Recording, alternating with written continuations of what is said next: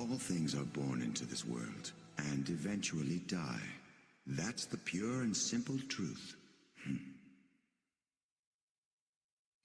Are you saying give up all hope?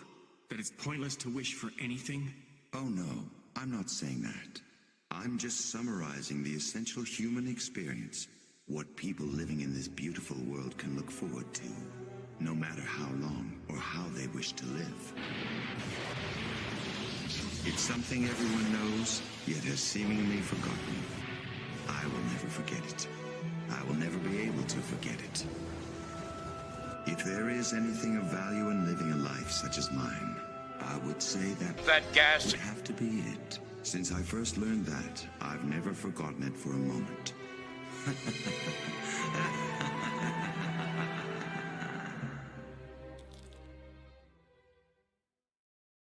Hey, listeners, welcome back to Greenhouse Gaslighting. We've got a bit of a special episode here. So, welcoming back to Greenhouse, we've got our regular U.S. politics contributor and co-host of Monster Pop. Please welcome Josh. Thanks for having me again. I'm really looking forward to discussing the politics of a blue and pure Earth today.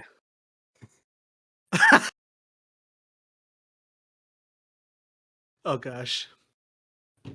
And welcoming for the first time to the Greenhouse, producer and co-host of the podcast MINDGAMEZ. Please welcome Alex. Thanks for having me. Yeah, Alex, I'm actually happy to have you on because we had CJ and Kate on for the Assassin's Creed episode. So we were missing you then, but I'm glad you could make it. Well, I'm glad I finally made it. Yep, no, I was in the depths of moving, so it was not the most pleasant experience as you can imagine. Understandable. It's the one constant in life. Oh, yeah. And actually, it was your idea to put the episode together, actually. I think a bunch of people have seen me on Twitter and even in my life now, like, get into the Gundam series. Like, for me, it's a bias. They're watching me get into it for the first time. And I decided to get back into Mobile Suit Gundam because I remember reading the manga when I was younger. That was my exposure to it somehow. And then... Same here. And I guess, yeah, I don't know how the manga is the first exposure I got to it and not the anime. Was this the manga adaptation of the anime, or was this one of the Astray series? This was the manga adaptation of the series. Like, I did not know about Astray until like a lot later, and even like Stargazer, I didn't find out until like I saw like the gun plot for it. I think that's most people's introduction to Stargazer, really. But yeah, Gundam is one of those series that, like, in the US, like, either like people know about it and really are into it, or they know nothing about it. And I'm actually just curious, like, what was everyone's introduction to it? For me, it was the ST Gundam Force series that was more targeted to kids, I think, in like the 2000s. Yeah, so mine was a little bit before then. I do remember watching SD Gundam Force as well, but my first exposure was actually G Gundam. That was, it was either like on in the morning or like on Toonami or whatever at the time, but I watched it on Cartoon Network. So G Gundam was my first real exposure to it. I mean, it's not exclusive to that series, let's be honest. But yeah, so that was my first exposure, and then I kind of got back into the series, like, because it kind of took this like Western hiatus. Like, there was this big push early 2000s here, and then it just kind of vanished around the time Seed actually came out. Yeah, that's essentially where I was hopping in on this. This was my first introduction to anime. And what was it? It was like 2004. I had an aunt that was working at, like, I think it was Anime Nation or something like that. They have a warehouse around here. And that was the year that we had a ton of hurricanes. So they were in an evac zone. So they came to stay with us. And She brought her some of her collection with, and I was interested, and I'm like, "Oh, what's that?" And she's like, "Oh, try this." And just by chance, she hands me the sacred text of uh, uh, Kira Jesus Yamato. So that was our exposure to the ultimate gifted kid. Literally. I also wasn't familiar with this reality of the Gundam series like until like I kind of browsed like a couple forums and just like the general audience consensus for it, and even just watching like the actual anime and stuff. There is this like equivalence drawn to Gundam as being the Japanese Star Wars. And I kind of wanted to like bounce that off of you guys and see like how to what extent is that even true? Or if it is, like which one's doing better? Is it Gundam or Star Wars? Yeah, I guess I can start at that. Yeah, go for it. As a big fan of both, actually, it's kind of there's definitely some parallels, right? And I think it depends on the Gundam series and chronology, right? I mean, obviously, today we're focused on Cosmic Era with Seed and whatnot, but UC and whatnot, they all kind of have like sort of the similar ethos as far as like a lot of the core inspirations are pretty similar. If you look at just kind of the heavy Nazi inspirations of a lot of designs and things like Mm-hmm. that, and some other different kind of World War II designs. They're also very kind of political in their nature to varying degrees. I think Star Wars tends to be a little bit more black and white, which when you consider the real life inspirations of characters like Palpatine being modeled on from Richard Nixon, this says a lot about George Lucas's worldview and how he sees these people. Uh, which may be correctly, maybe incorrectly, up to the listener to decide. Um, but yeah, I mean, I don't necessarily know which one I would say it does better. I think it really kind of depends on who's sort of at the helm of a given project. I do have actually one other bit I'd like to add too. There's sort of this contrast as well, whereas I think Star Wars, when especially the original trilogy is modeled on this idea of kind of criticizing the United States empire, right, and like the Mm-hmm. Vietnam War Mm-hmm. was a big inspiration of that.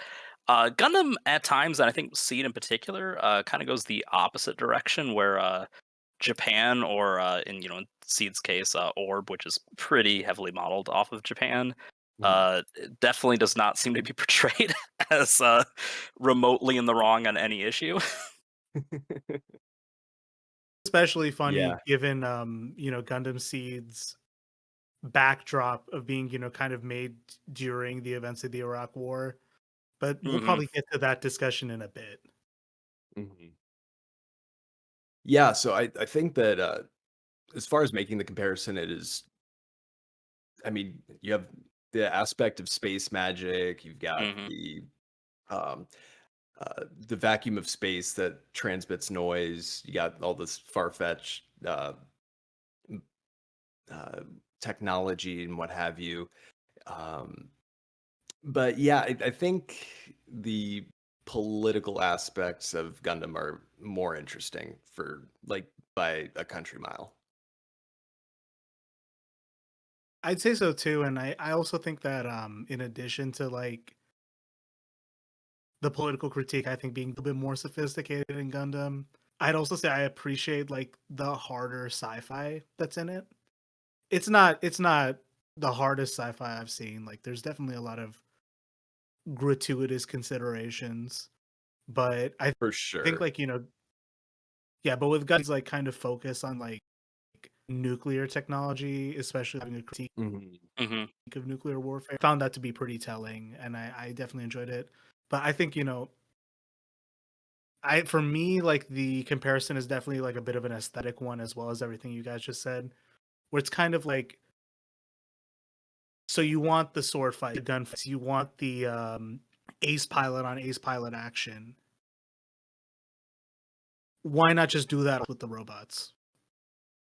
It's kind of like if you wanted all like Star Wars even more condensed, like the adrenaline, I guess. Yeah, you do kind of like Mhm. Mobile Suit Combat does sort of just synthesize all that action into one on Yeah, like one sort of setting. yeah. And but then again, like I don't know, I've talked to other anime fans about it, and it's just like the jump to watching giant robots fight is a hard one for other people. And I'm like, I get it. Yeah. All anime has the gimmick thing going with it, right? But I guess I was watching the Mhm. show with my partner, and she was expecting it to be all like gratuitous robot combat, and she was like, "I was not expecting this to be 2/3 interpersonal conflict." Gratuitous Mhm. interpersonal conflict, but Exactly, and then maybe 5 Yeah. minutes of gratuitous robot combat. Which, yeah, I guess I don't know. I'm looking at the outline. There's so much there. I I think the biggest thing is just where to even begin. Exactly. Like, where do yeah. you begin with something like this? I guess I don't know. Maybe to get like the juices running, right? So we talked about our exposure to the series. Um, I guess what were your first impressions when you saw it, especially like if you did like take a look at it when you were when you were younger compared to now? Yeah, so I came into Seed was probably one of the last Gundam shows that was like on my backlog. I mean, there's still a few that I haven't seen, just or at least all the way through because of various availability issues. But I kind of came into it, after watching the lion's share of UC, Hmm. G Gundam, Wing Gundam, all that.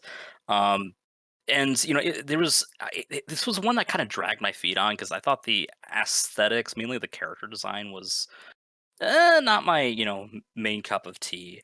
Um, For the but humans, for I the mobile suits. the humans, the mobile suits are mostly fine, if not, especially once we get to see Destiny, incredibly derivative of the ones that already exist. But it was like, and I think Seed proper, and it's kind of weird, like with these two shows, because it's the only time outside of UC that Gundam actually has a like more than 50 episodes to like a continuity. You have basically 250 episode series, so a whole 100 episodes to it. And I feel like the series is best carved out, like forgetting that like the latter half of Destiny exists and that the beginning of Seed exists, and then you have like a really solid series in the middle there. Just because this was one that was really just hard for me to get into at first. Like those first few episodes were painful at times. Yeah, I think definitely age of exposure is a very important factor when it comes to that because I mean it's having had nothing to compare it to aside from like early morning Hmm. episodes of like what was it like Zoids or Right? something Yeah. like that. Hmm. um yeah, it was a lot more palatable. um Definitely found the robot on robot conflict a lot more interesting now. I'm a bit more interested in the I found myself on this most recent rewatch just kind of fast forwarding at times through some of uh combat scenes just because that is one gripe is they are huge fans of reusing footage. Oh yeah. That was a big standout that I Including in found. like really key moments too. Like if you look at certain fights that are supposed to be like these big narrative moments, and it's like you just completely reused footage from Yeah. something else. Emotionally poignant Yeah. like scenes where they launch the Gundam, and it's like, wait, they just changed the background on this. What? Yeah. Well, the thing too is like this is the first Gundam series that was completely animated in the computer. Yeah, that was a weird way of saying that. This is the first completely computer animated Gundam Yeah. series, so you'd think it would have been a lot easier to just um, do more than just like a quick backdrop change in terms of animation.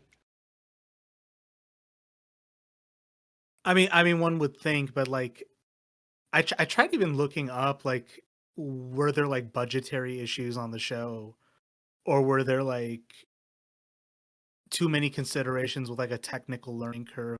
There were some behind the scenes drama for this show. I've never heard budget being one of them. What was some of that drama?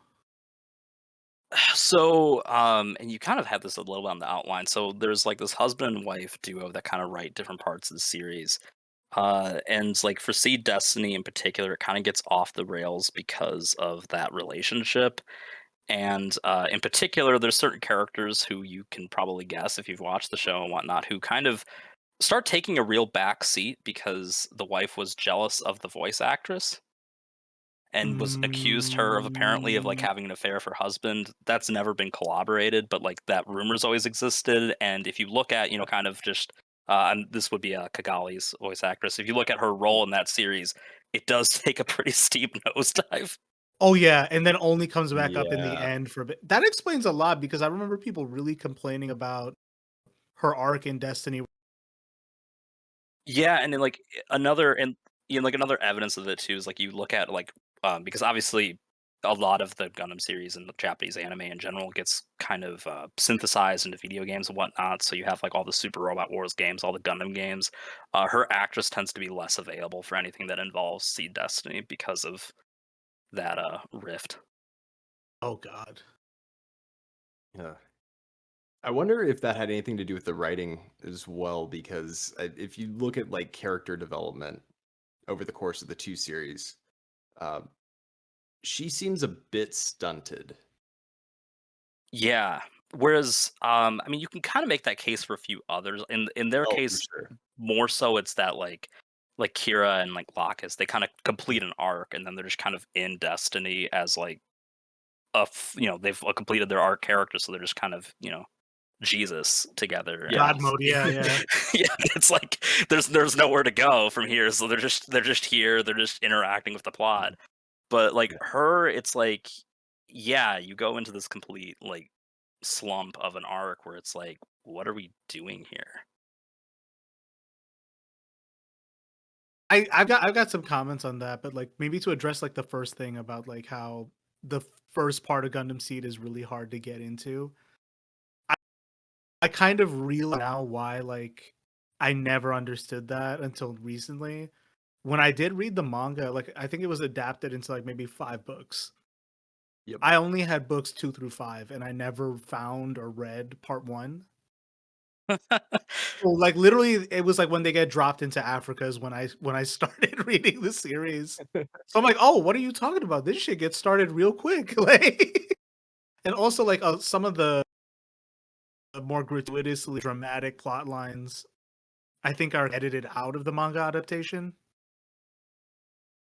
So I think they kind of, and a lot of it's flattened too. Like some of the interpersonal, like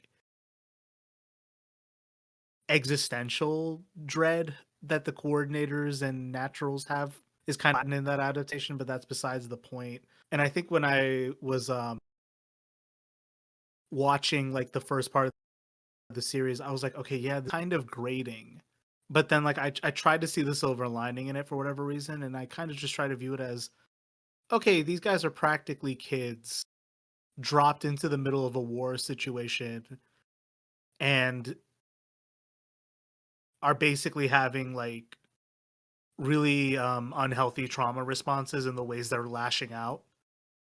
Like some of them decide like, Mhm. okay, there's not much we can do, so in the crew of the ship, Kira is having this like really like big crisis of indecision and like self-doubt because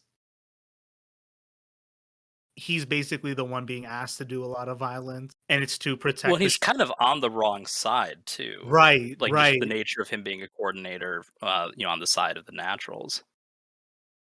That too, yeah. So it's like he what his place in all this is. And then I know people hate the arc with, oh god, what's the redhead? I really forgot her name. Oh, Play. Flay. Where it's just like this is really weird. Why is this going on? And like I was just thinking about it where it's like Are you if telling you me it's not perfectly natural for a 14, 15-year-old girl to try to seduce someone to get them killed? well, I mean that's the thing. It's like you never know who like is gonna lose their mind in a situation like that. But also like I was just thinking, well, this is like someone who's like wealthy and like the popular girl, and then in a crisis, like is doing very badly written, coherent, histrionic personality disorder, where she's like hiding behind whoever she thinks could protect her. Mm. while misplacing her anger. So like in my read, I'm like, this is grating, but it makes sense to me. But I guess like, it also is just like the treatment in anime is always, you know what I mean? Mm-hmm. I think the arc that everyone had issues with too in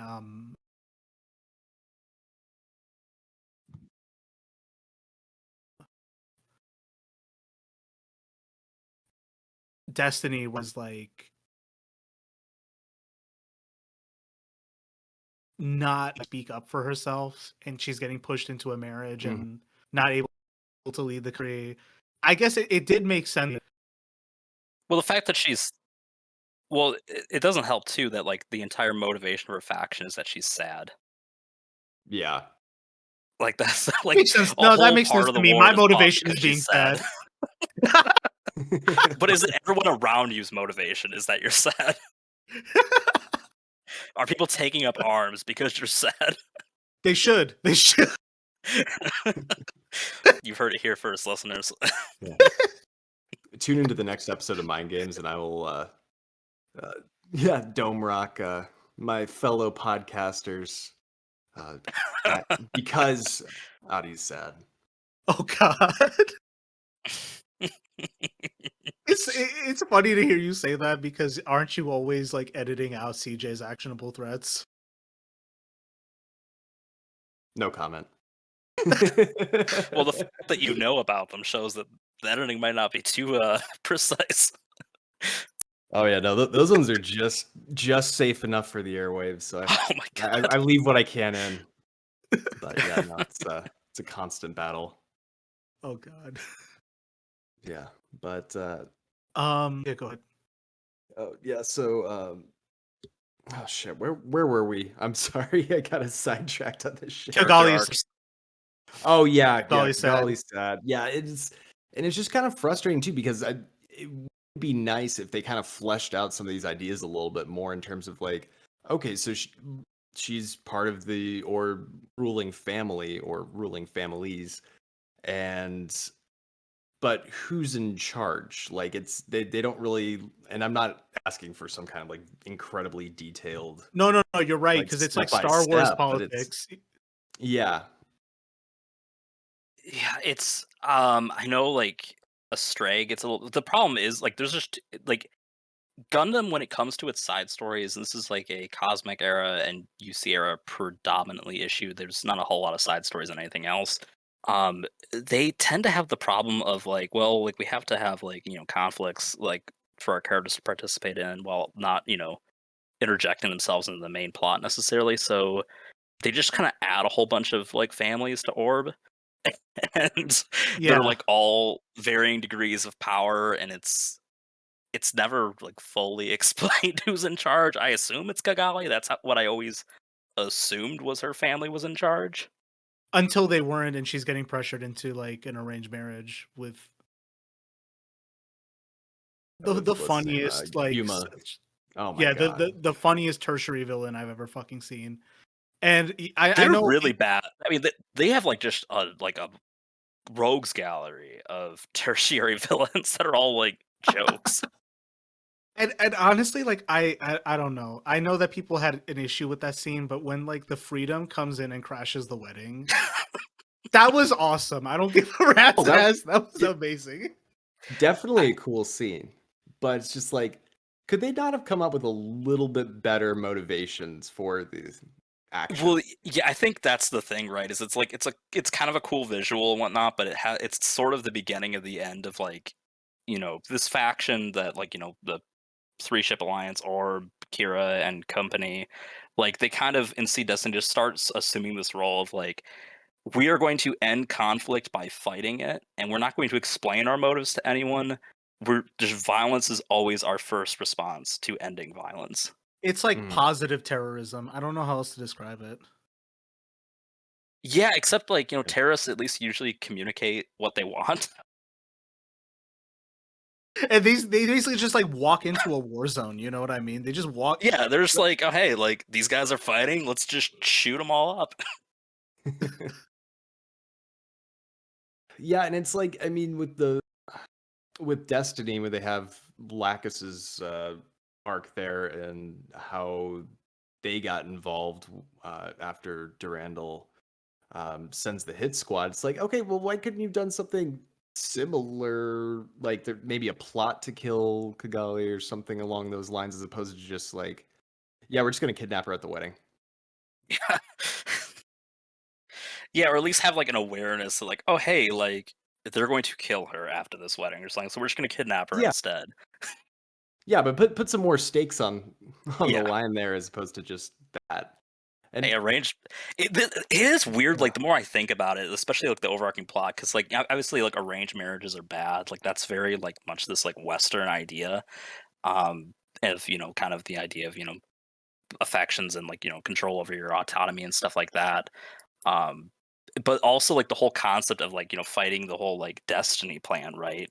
Which the destiny plan is this very anti-Western ideals, right, of people kind of having like their role in society and they'll never, step out of bounds and things like that. It's the show takes a very like weird approach with that, considering it's like more anime origins. Like it made sense insofar as like it's a Gundam plot line. It makes sense as an arc, but then like long Mhm. term, it's like, okay, this kind of felt shoehorned in at the last minute. Like you beat Blue Cosmos, and now Durandal swoops in as like the answer to Emperor Palpatine. You know what I mean? And they never make it Which clear. kind of comes out of nowhere, and like he even has like the chair at the end, and the Death Star. It's like No, this like is a literally little. the conflict in here. Yeah.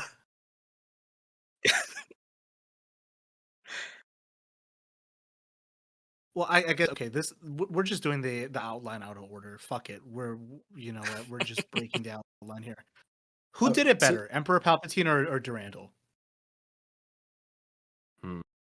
Did what better? The Thing. The Thing.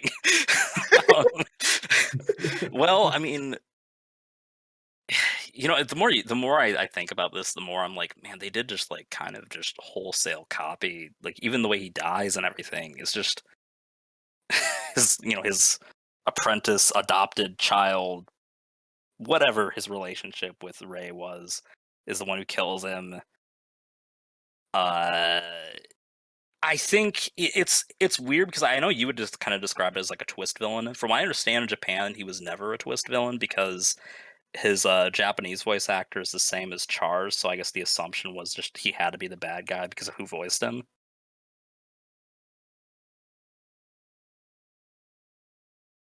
Yeah, I did notice that when I was origin. It's like, oh yeah, it is the same voice actor. Now, did you guys watch sub or dub? So I guess yeah, if you were a longtime Gundam head, then you would. Yeah, I watched subbed. How do you as well? Yep, I watched sub. Okay, yeah, no, I just got into the sub on this last rewatch because I'm lazy and I don't like reading. So you've seen those. Yeah, featuring Ed, and Eddie's Yeah. favorite voice actors. That's really what it's like most famous for. Like that's like no one ever like comments on the quality of the dub per se. They just say like, oh, Ed and Eddie are like the voice of three main characters. Like Dear I think they did a God. pretty decent job. It was Wait. what So are which their of the names? Ed and Eddies did which characters? Ed was Kira, Oh no. and Oh, no. and Double D was Atherin. Oh God.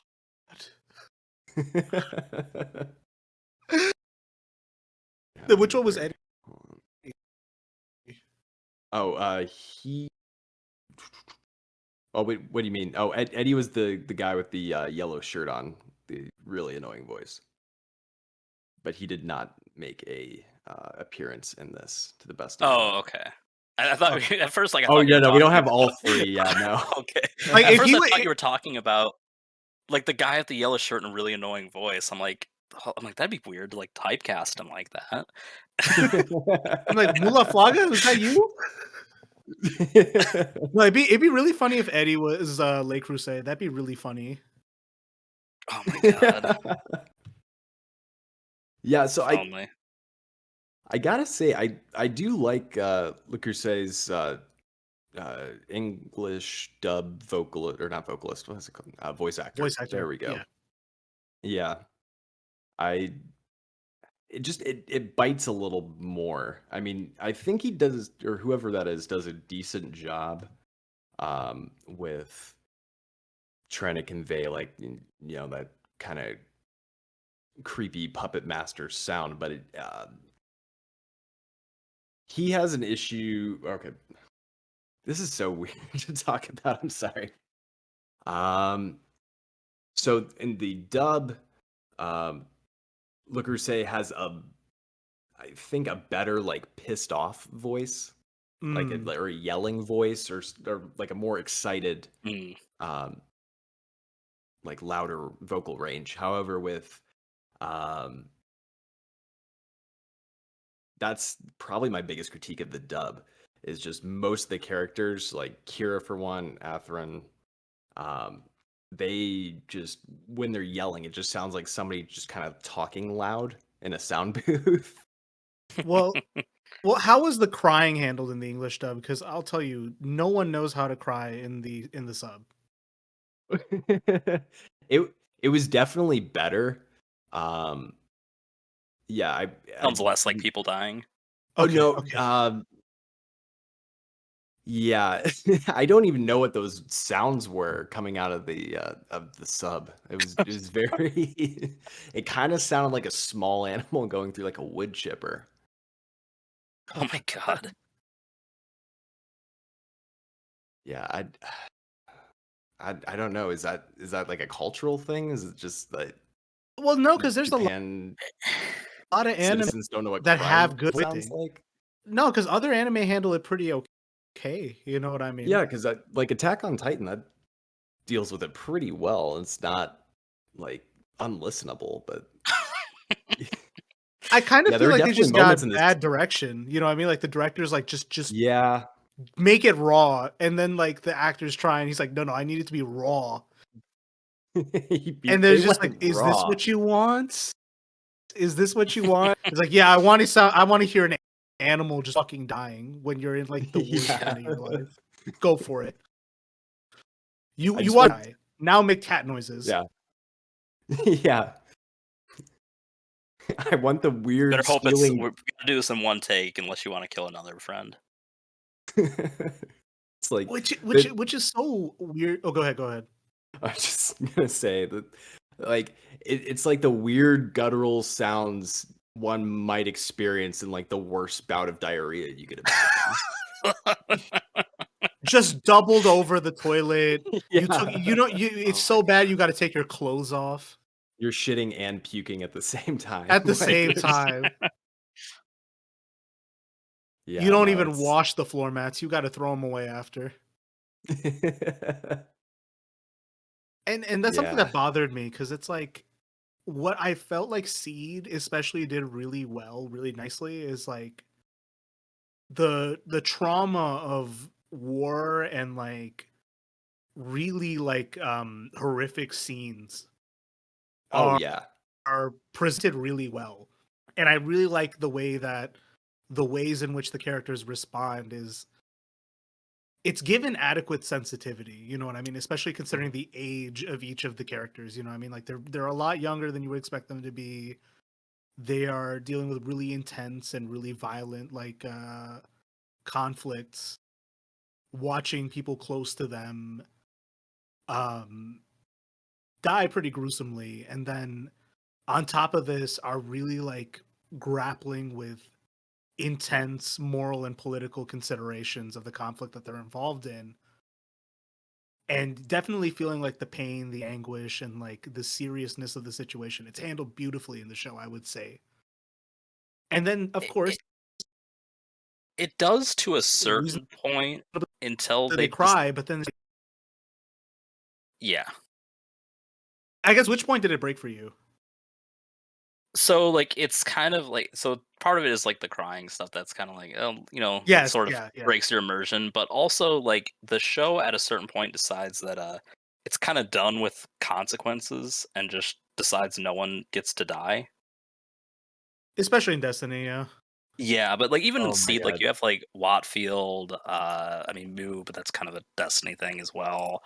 Um, Athrun and Kira. I mean, the show runners had 2 opportunities to kill Kira, and, they didn't have the balls to go through with it.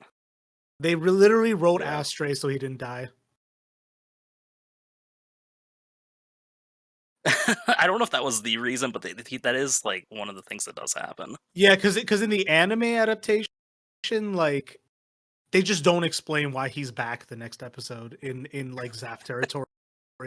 Like I remember like the commentary role is the only place worse than Twitter. Objectively, the only place worse than Twitter. I didn't even know there was a comment section on I That was Crunchyroll. a don't know bad idea on why their you part. would have like no other streaming service has a comment section other than Crunchyroll I've seen. And first of all, like the kinds of takes you see on the comment section make you think you're watching a different show than like them. Mhm. Like we have very good critiques of the show, and like they are nowhere near what these people are talking about, right?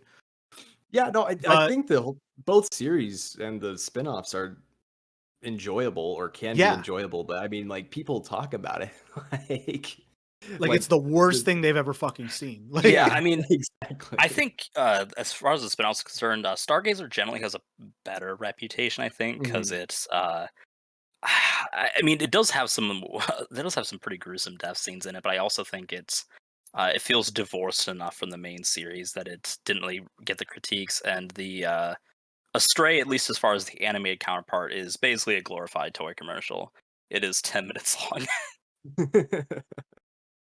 Are you serious? Yeah, they did, like, 2 short bits. They've got one with, like, the Red Frame crew, which is, like, Low Guile and whatnot, and the, Scrap Merchants or Junk Guild. But yeah, it's just, like, he has a quick little fight, and then there's one with, the Blue Frame, guy and, his mercenary crew, and they have a fight, and that's it. yeah, I think like it's not even a manga; it's like a novel series, The basically. the manga is, I mean, they've got a bunch of different stuff. I mean, some of it's even kind of like, what they call in Japan, like, story pages, which are more or less like inserts with your model kits, basically, Oh wow. or, in different magazines and stuff like that, but yeah.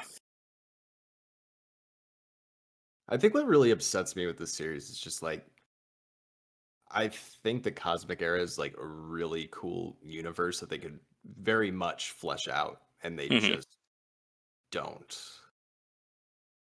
Yeah, and I think, a part of it too is, like, in, like, the background of, like, how this was made, like, part of it too was this was kind of the idea that this was sort of their new Universal Century, right? Every Mhm. other spin-off, Gundam series between, was it Victory was the last UC series, and, like, there was a few OVAs, but everything after that and before Seed was kind of just one and done, right? Like, maybe, like, Wing got a movie and things like that, but they were pretty much Mhm. one and done, and this was their first effort to really, like, all right, we're gonna, like, really flesh out this universe, and they have some interesting ideas, and I think even some interesting ideas that you get to see in the show too, and I think, particularly, the way the conflict kind of sort of comes to a head where, like, everyone's like, oh hey, we can use nukes again because Mhm. the only thing stopping us was technology. It kind of raises some interesting questions because that doesn't happen in Universal Century, but the show otherwise follows really close to, like, a lot of people say this is, Seed 1 at least is largely a reskin of 0079, the original Gundam series. It Mm. is and isn't. There's certain very obvious parallels, like the time in Africa with, like, Watfield and whatnot's very reminiscent of Ramba Ral and the original series and things like that. But, uh, the actual conflict, once they start, like, oh hey, like, we can just be really atrocious to each other and disregard our basic humanity. It's like, whoa, this is, like, kind of different from normal Gundam. But they don't really do anything with it because they're just like, oh yeah, like, the war's over now, we're okay. Mhm. I think that's a good segue maybe in like how do we discuss the totalizing aspects of these shows, right? Is like I think the emphasis on the horrors of war is what the series does well. And considering that it was, in some weird ways, like it is a response to the events of the Iraq War, right? Mhm. I'm kind of worried. If Oh, go ahead, not go ahead. the Iraq War, then at the very least 9/11 and the ensuing war on terror. Yeah, I think especially when you look at like the inciting event with the Bloody Valentine incident or whatever. Exactly. Exactly, yeah. Which again, like the thing about it being an agricultural colony that was, bombed is also a reference to like the universal century. Like that's the conflict that spurred the conflict between like what are they called in universal century? I only watched the movie. Xeon and the Earth Federation. Yeah, exactly, Mhm. exactly. Yeah, well, except it's the opposite way. They portray the space as more so the bad guys in Universal Century than Right. here, where uh, the Alliance is kind of just really shitty. Yeah. Yeah, and like they're and they're very like unambiguously Europe and America. Very unambiguously. Yeah, I mean, even when you get to the Alaska episode, I mean, they decide to sacrifice the Eurasian forces in the blast. Yeah. Yeah, so I mean, yeah, that kind of tracks for like Western dogma. yeah, more or less. Yeah, and it's just like it like because even like at the start, like I mean, it feels like because like our good guys are with them, the Earth, and kind of just by expectations with past Gundam series, like oh they're like nominally the good guys, right? But like pretty quickly on, that's like sort of shut down, right? They're like already like okay, we're gonna like steal the one Gundam we still have left back. Um, they instigate a lot of the. I mean, and even like the Bloody Leontine incident, right? It's like oh hey, like there was a terrorist attack, so we're going to respond by nuking an entire colony. Yeah, and that's another thing. It's like they just seem very like mask off about their intentions, whereas Zaft appears to be a little bit more nuanced with their let's say genocidal desires. Well, what the series does well with the way it presents the conflict within Zaft, right, is it actually like presents a conflict between the Zala faction, which is Atherin's dad, so that Mhm. creates a good character tension, and the Klein faction, and that's Lacus's dad, right? Mhm. Yep.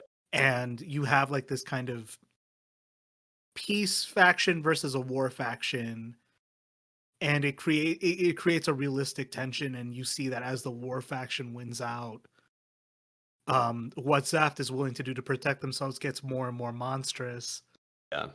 to the point that they went from like mutually um agreeing not to use nukes and inventing mobile suits as a way to work around using nukes, to basically just using nuclear technology on each other.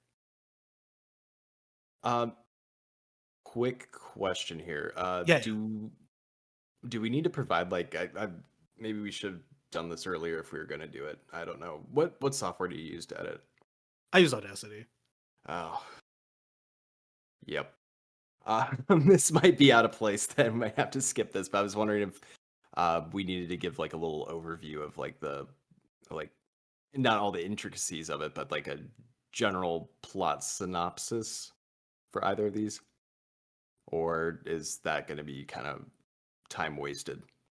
I mean, we've been all over the place. I don't see Yeah. I Gotcha. like I mean, we can just basically sum up. It is gifted kids versus non-gifted kids, and no one deserves to win. Yeah. Yeah. That's basically the plot. Yeah, more or Um, less.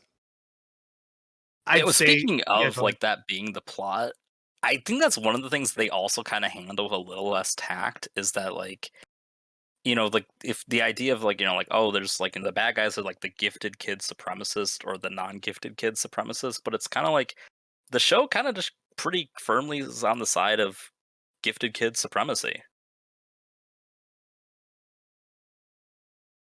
Yeah, considering that our two main characters are gifted kids. Actually, no, the trio, which is Kira, Athrun, Kigali, and then actually Lacus too, because she basically orchestrates not necessarily a coup, but actually she does kind of It's a orchestrate coup. the coup. It's a It is a coup. She does a coup, which actually, like, I'm not gonna lie, Lacus is the most badass character in the series. Like, her dad got murked, and she was like, "Cool, I'm fucking killing Athrun's dad." Like, Yeah. steals a whole ship, brings Waltfield back to life, like Mhm. gets Sneaks. Kira a nuclear powered mobile suit, you know. Yeah, yeah. Love that. Yeah. Which technically is the thing that introduces the technology that lets everyone use nukes. So And jammer Mhm. canceller, which I still don't know what that means. so All I know is that there's nuclears, then there's nuclear jammers, and then you can yeah, cancel the jammer. yeah, that's it, right? So like they don't. I mean, they kind of have sort of a treaty that tells them not to use nukes, but it's really these jammer canceller or the cancel and nuclear cancelers that are actually the nuclear jammers, whatever. I'm getting it all mungled up with that silly name. But that's really the only thing that's like stopping nuclear holocaust. Yeah. Which is like a weird thing that it's like they're this willing to just wipe each other out, yet like the conflict just kind of ends. Only to then start up again. Yes. And Yeah. then the opening volley of Destiny is, oh, we're back to full on nuclear strike. Well, Uh, even better than that, right? Because like pretty quickly in, you get like the terrorists that are like, you know what, we're pretty angry about that last war. We're just gonna drop like this a whole shit ton of space debris on the Earth. Mhm. which is again a reference to the universal continuity where they Yeah. The colony drop is something that's they revisit a lot in Gundam series. Hey man, which if it I works. well, it Yeah. works as like a expositional tool, right? Of like Yeah, well, that's the other thing too is like that like kind of establishes that difference is that like here it's technology that lets like them have fun with nukes. After that colony drop in Universal Century, they signed a treaty that says like, yeah, we're not going to do this or use nukes anymore, and they largely adhere to that at least for the 1 year war. I mean, after that it gets broken, but there's at least a little bit more good faith going on than there is in a Cosmic Era apparently. yeah, they had to like rely on the Minovsky reactor in that thing just to like work around it, I guess. Well, the Monad that is it's like a nuclear powered reactor in all the mobile suits. Yeah. Yeah, And you And can't, that's offensively UC, use right? nukes. yeah, Yeah. that's UC. You here Okay. like treaties mean fucking nothing. Mhm. And then so there's Yeah, another thing. Go ahead, go ahead. like you start out with like orbs neutrality, but developing the G weapons at Heliopolis. Yeah. Then you then you immediately move to um, let's see, yeah, destroying said colony. And it's like that seems like that might be not on par with international norms. Yeah, it's just I don't know. Not sure where I was going with that one. No, Sorry. you're Attempts making to sense. murder prisoners of war. There's a whole Oh lot. yeah, of yeah. this, There's a whole lot of shit there. And just like the incessant arms race, and then like I think what I think like this is the natural like course of the discussion, right? Is like is the conflict between naturals and coordinators one that works for the story, or is it like a kind of not to bring up a Disney movie, right? But like the way that Zootopia was problematic in like how it's using like predator versus prey as like an analog for racism in America. Like how effective is the dynamic of conflict between like the naturals and coordinators work for the story? I And then does think it go ahead, go ahead. yeah, like I think it's something that like it almost works. It could have worked better. I think that again with the sort of the way that like all the main characters, anyone who can actually like accomplish anything is, a genetically modified coordinator.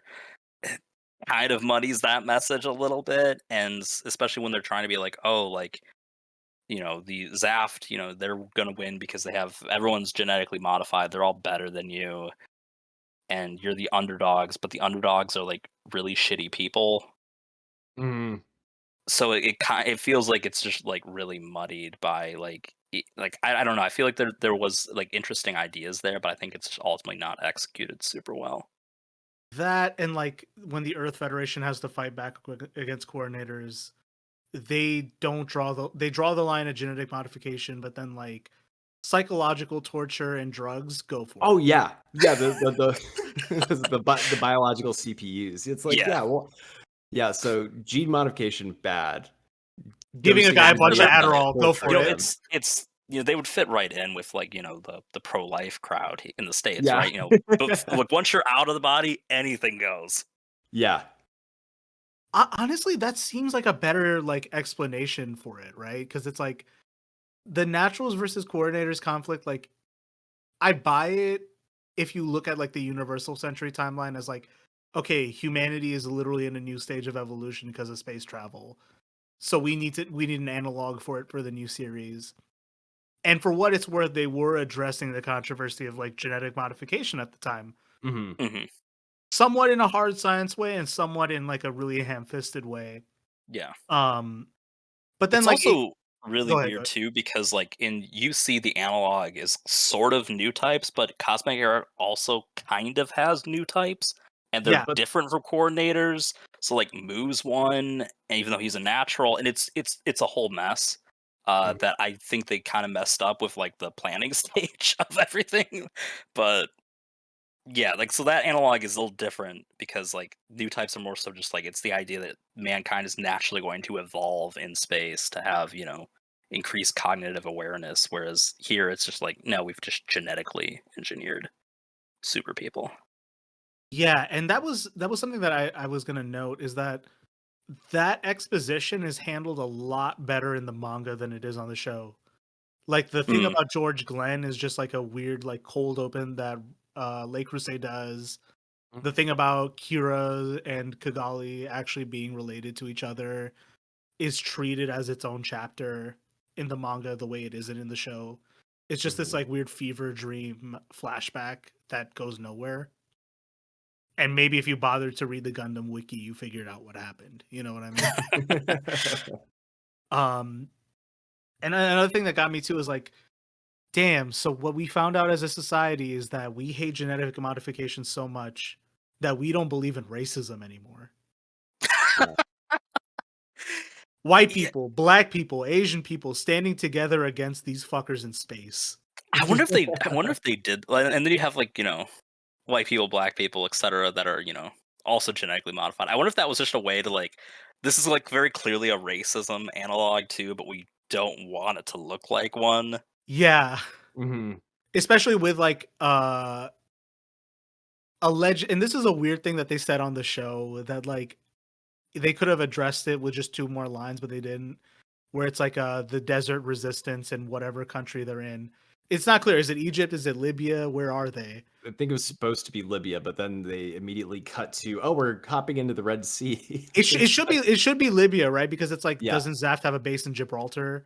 And then like Mhm. one of the characters in the resistance is like the African community has always been closer to Zaft, and I'm like, that's a whole continent. What do you mean African community? You're, you're telling me the Earth Federation tried to get like no influence in Africa? Well, don't they have like the same thing in Sea Destiny with like Eurasia, where they're just like, oh yeah, like this whole like this whole subcontinent is just like all on board with Zaft. Right.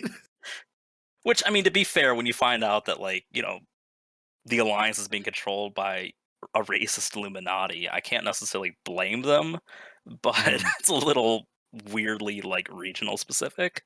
But see, this is one of those other things that would have been really cool if they fleshed out more with like, why is there the tension between Africa and the Atlantic Federation? Sorry, What's up? I said you're not gonna like the answer to Oh, yeah. that. Well, I mean, I don't know. Did you see any members of color in Blue Cosmos? Mm. It was all like British motherfuckers. You know what I mean? Well, yeah. If you words How are silly! hard. This is a quick aside. How silly was it that they just like renamed them in the next series, but they're ostensibly the same exact group? I mean, like, I'm not gonna lie, like the fact that like they kind of bring up Blue Cosmos like periodically in Seed, like when Flay like says something weird about coordinators, and I think like it's either Sai or Toll is like, "Hey Flay, you're not a member of Blue Cosmos, are you?" And she's like, Mm. "No, I'm not, but fuck coordinators, right?" And then it's like I'm like, is it like a loose thing? What is it? And then you find out that like that one weapons manufacturer who's like leading the assault on Orb, Azrael, is like the leader of Blue Cosmos, and he's basically telling the American side, it's explicitly American, I don't know what you're supposed to make of it, that let's go attack Orb, let's steal their shit, let's steal their way to get into space, right? um they're making like this really good critique, right, of like there's this intersection between war capital and resentment and social tension that is, you know, weaponized really cynically for profits. And then I guess it's good that they were like, okay, let's keep this going for Destiny because it is like a good narrative tool, right? Mhm. But then it's like, oh, Azrael was only like the public face of it. There's like a whole Epstein's gallery of like even more racist motherfuckers and a country club somewhere. And they're like meeting in like a secret underground chamber. You know what I mean? Yeah. Yeah. Well, then they mean like over monitors too. Like Right, right. it's like They're on a Zoom just call. They full were on a on. Zoom call. Yeah. Foreshadowing. Yeah. I guess I don't know. The thing about like the coordinator stuff too, like if you view it as like a kind of analog for like what's natural for a human being to do, like does someone who's designed to be literally stronger than someone, like what does that mean for humanity? I think that's a good enough theme that you could have just made it central to the show. Mhm. And I guess they were trying to do too much at too much at once, which is I guess any TV project at the end of the day, right? Yeah. I mean, I've definitely seen like the critique of this series specifically is just about like more is more.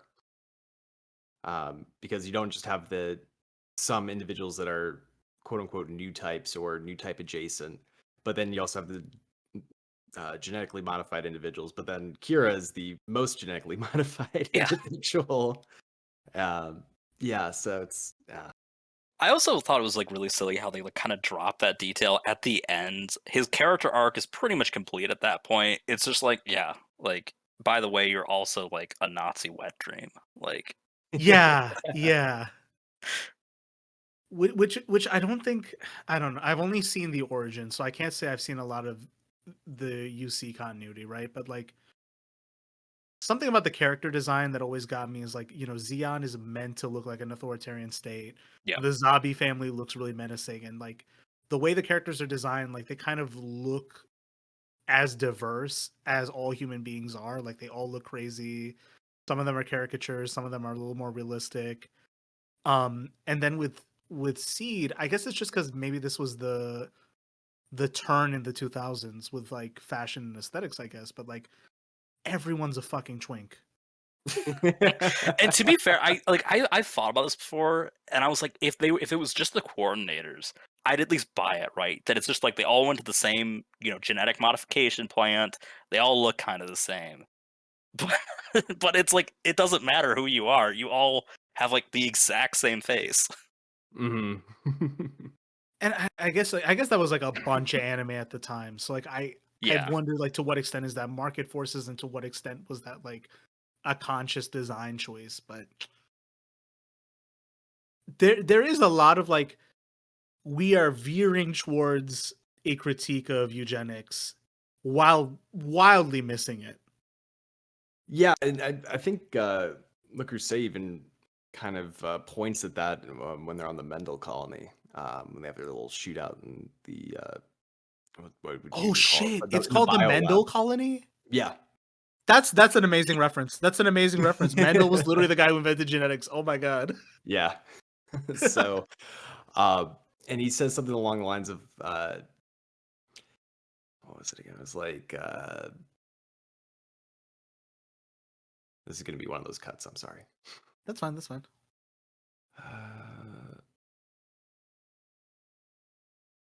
After he explains to Kira his whole backstory about how he's starting to believe that they might have even been right in their pursuit for this quote unquote perfect coordinator. Yeah. And how that's like, well, I mean, if the ends justify the means, I guess it's kind of the takeaway from the show, because like, okay, well, if you do this right and you're actually able to produce a child out of this artificial womb, then congratulations, you have the next Messiah. I guess, like, to the show's credit, you know, Kira has no like hatred or superiority in his heart, which is probably the luckiest move for humanity. That's like, oh, Right. okay, the perfect human coordinator is a morally good person, so he won't hurt anyone. Thank Mhm. God. This could have ended badly really quick. Yeah, that's a bit of a crapshoot. Yeah. Yeah, they don't really make anything of it. It's just kind of like, like, guess this worked out, but there's not like, like, oh, well, like, in theory, this could happen again, and would that be a problem? Mhm. And I think that might have been a more interesting turn for Destiny to take, as opposed to the quote unquote Destiny plan. And it's kind of like I really fixate on shows where like they could have kept the plot same by just adding a few lines to clear these things up, right? Mhm. And I feel like if they did something with Kira's character where he's like, I don't care that I'm a coordinator. If I have these abilities, I need to use them for the benefit of mankind. And that means I don't treat anyone badly. You know what I mean? That clears things up a bit. You know what I mean? Yeah, I mean, But outside of that brief period where he wants to cuck his best friend, but oh my fucking god. Oh my fucking god. Which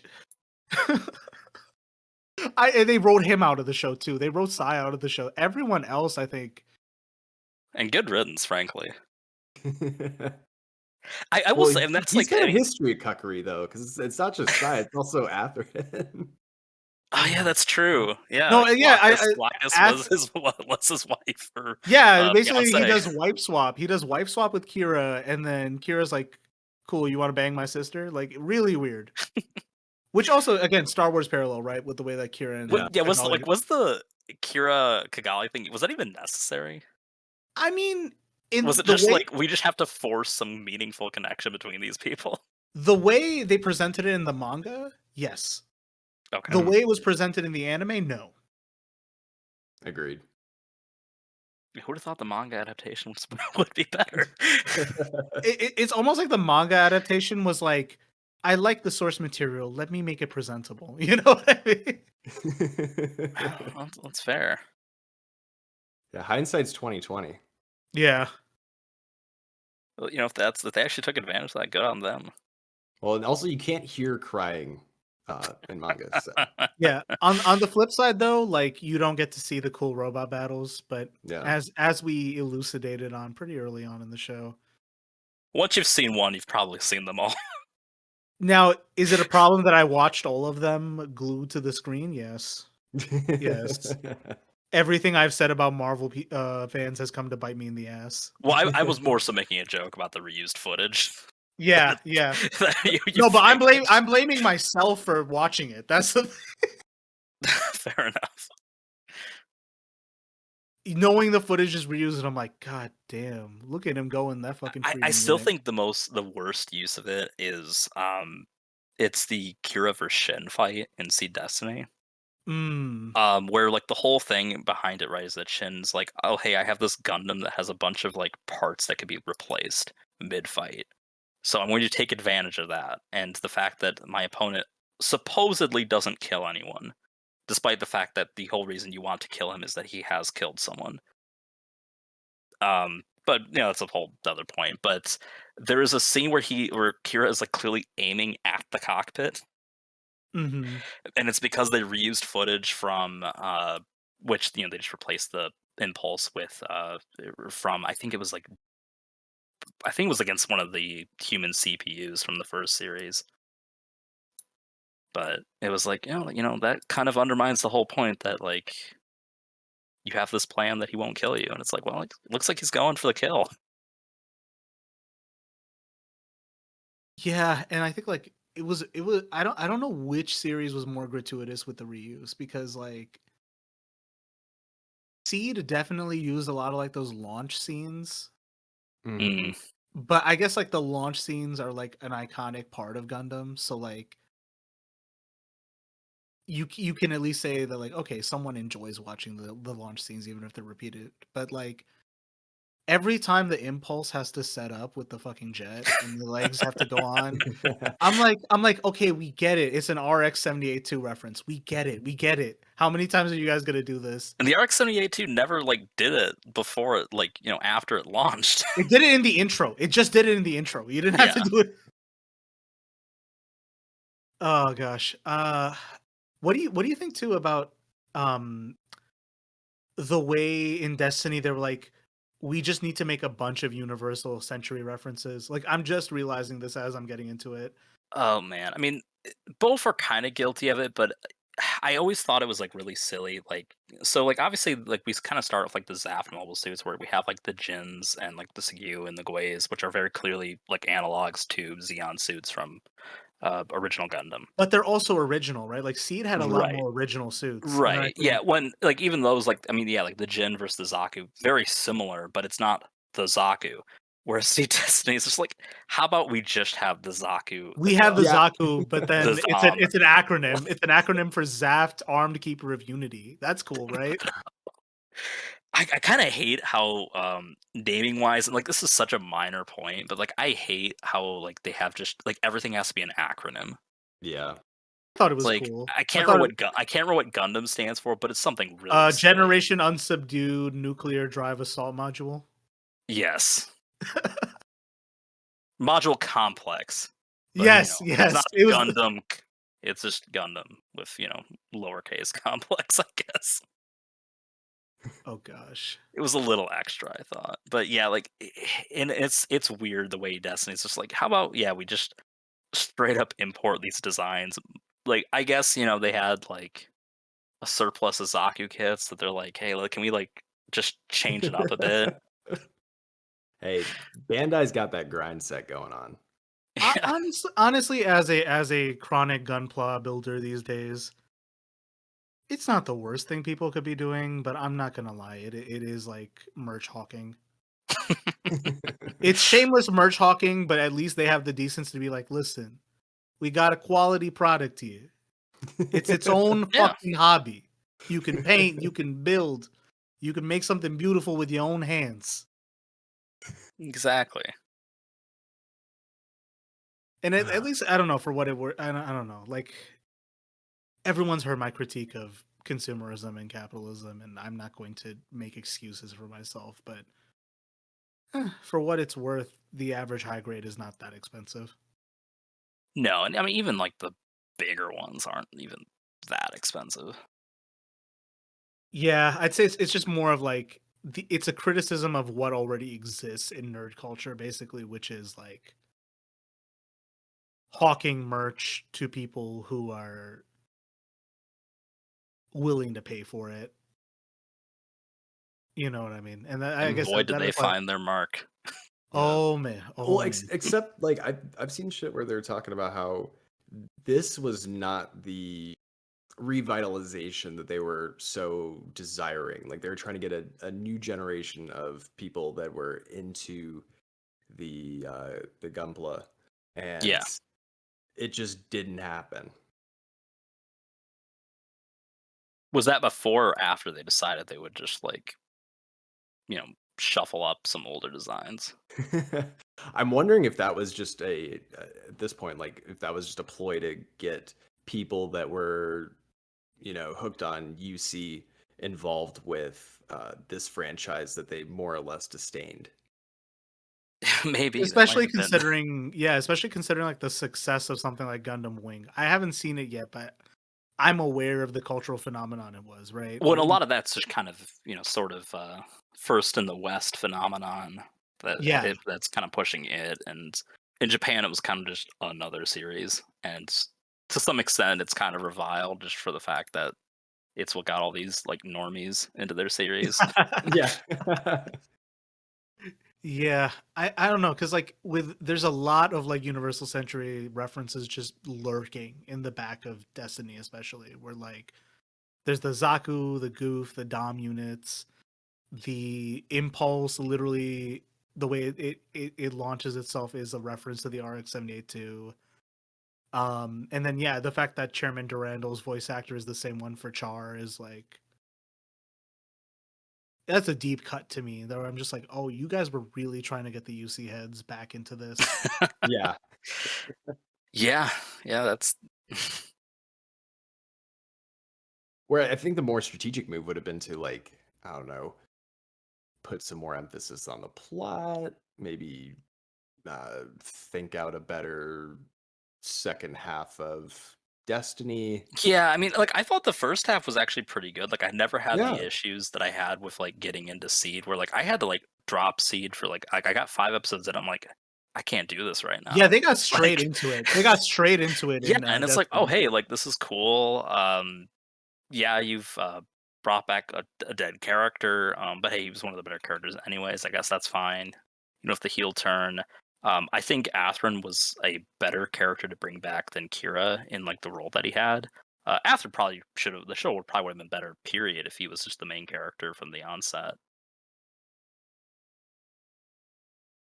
Yeah, like his moral arc and his like confusion was like a good backdrop, right? Because it's like he's recovering from the fact that like he had to separate from his father's ideology and Seed, and then he's really focused on like, am Well, I yeah, gonna I be mean, with like him? from like the whole like cosmic era, if he was like the overarching main character instead of Kira, I think that would have just been he just has a way more interesting character arc. Yeah, yeah. Well, I don't know. I think I might disagree. I think that Kira's character arc could have been really interesting, but as soon as he gets blown up over by Reverend Malchio's little compound thing for abandoned children or whatever. That's real sus. I'm not Yeah, gonna yeah, lie. yeah.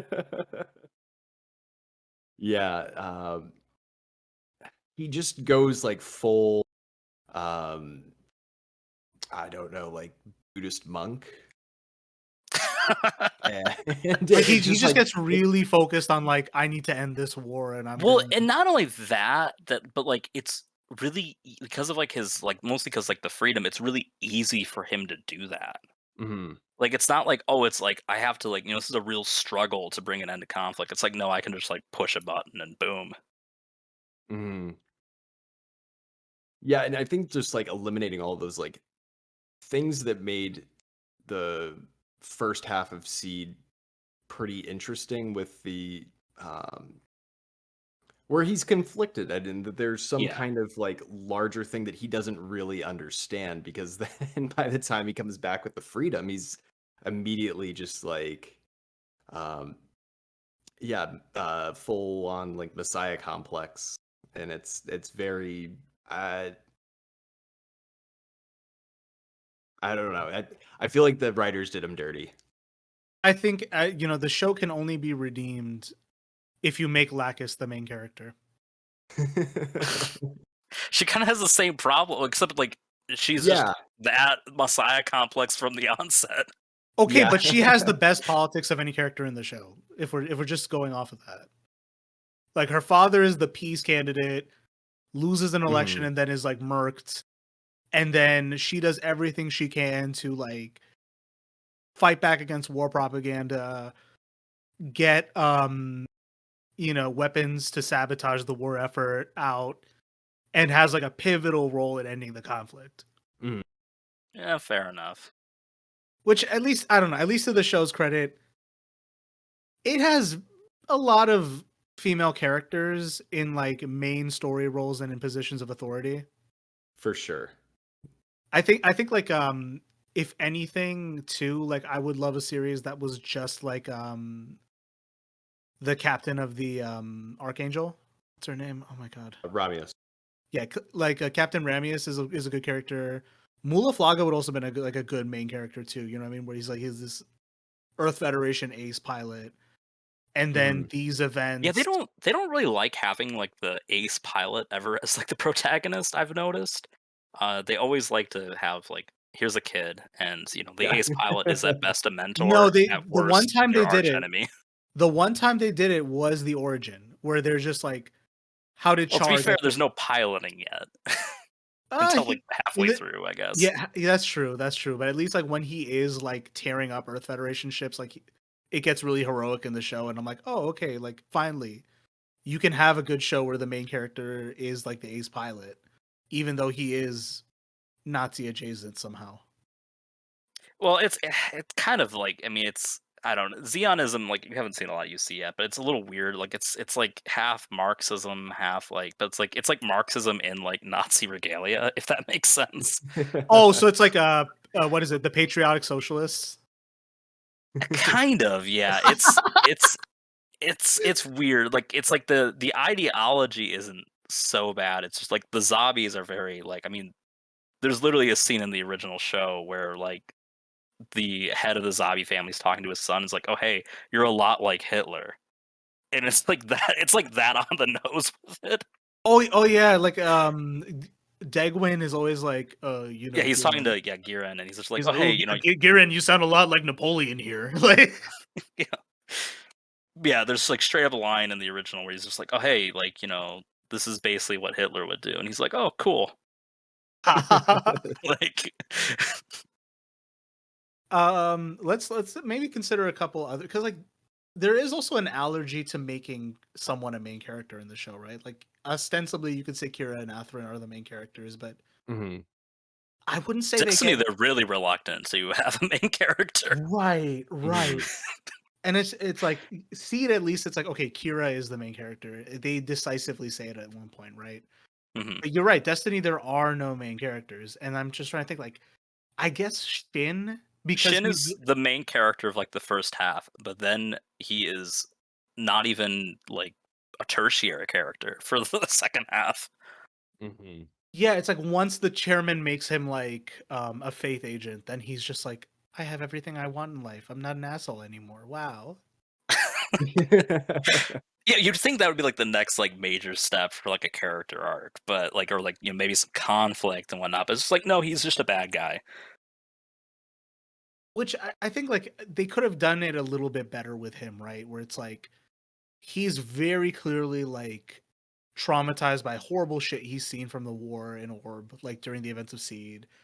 He escapes, joins Zaft because he finds their political agenda more appealing, and then has like what you could justify as like a rightful resentment of Orb and its ruling family. Hmm. But then when they get into it, it's just like, man, fuck Kigali. I fucking hate Orb. They're too idealistic. Which ideals bother you, Shin? They're just too idealistic, man. Well, I mean, I think like there's like an argument that could be had that like they've put like their idealism and like kind of like the sort of ideological purity of their royal family at the expense of their own citizens, right? Like when Kigali gets kidnapped, right? She just left her whole country, right? It's just left unattended. I don't know what the you know what they're doing and whatnot. And then it's like, oh, they're like fighting a war now. They're not supposed to do that, but it's like you abandoned them basically. Right, but like that's never called into the open, right? Yeah, and that's like the weird thing with like Destiny in particular is like there's a lot of weird stuff that happens that's just like never really acknowledged. That and like I don't know, some of the plot lines get really fucking weird, right? Where it's like they have a fake Lacus in the Zath colonies that they use for Yeah, wartime propaganda, but she's also the fan service. and then like you know we're taking Kigali away from Atherin to give him a harem. Yeah, that was really fucking weird. It was gratuitous. I'm not gonna lie. It was just gratuitous and fucking gross. I wasn't a fan. Yeah, like they're all like quite a bit younger than him too. I'm pretty sure. which especially like I don't know, like I think maybe we should delve into this point, right? Which is like I think there was an emphasis on like romance plots in animes at this time. Mm-hmm. And if Yeah. not romance plots, definitely like risque sexuality as a punchline or like as fan service. This was the age of fan service, basically, right? And it was just so much more gratuitous in this series. Like I wouldn't say it took me out of the immersion, but it was just the kind of thing where it's like they wrote really strong female characters And they wrote some while very not strong female characters. right. Like there was a Like- full spectrum treatment in Seed, and then like in Destiny, it's like, oh, Luna Maria Hawk is an ace pilot. By the way, she wears the shortest skirt we've ever fucking seen. And ace Yeah, how's pilot that- is very much an informed attribute, not a shown one. Right. I'm just assuming by the uniform, you know what I mean at this point. Yeah. Like you're Yeah, told that, but you don't see it. I guess okay. We're probably hitting the point where like we should probably at least do some superlatives of the different characters. Mhm. And I wanted to talk about some of the hard science aspects with Alex, but I guess who's the most annoying of the protagonists? Destiny included. Who's the most annoying? I got a couple picks. Let's hear them.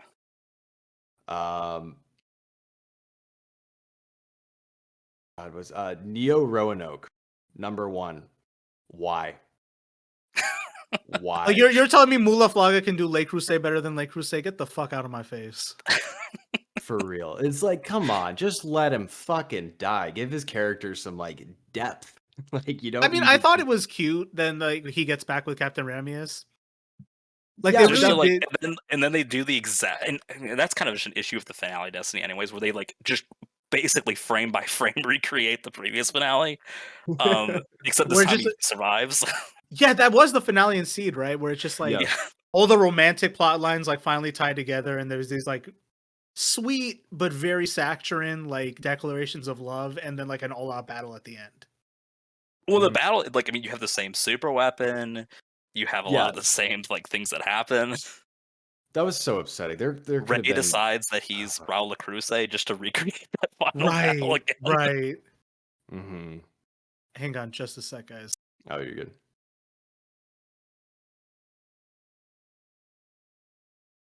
So much potential wasted.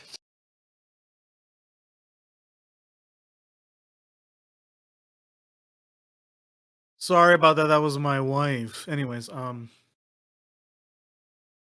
didn't say Are we it about to right. see the gratuitous end of your character arc? I'll definitely put a cut in there. I mean, or no, I can turn that into a gag. I can turn that into a gag.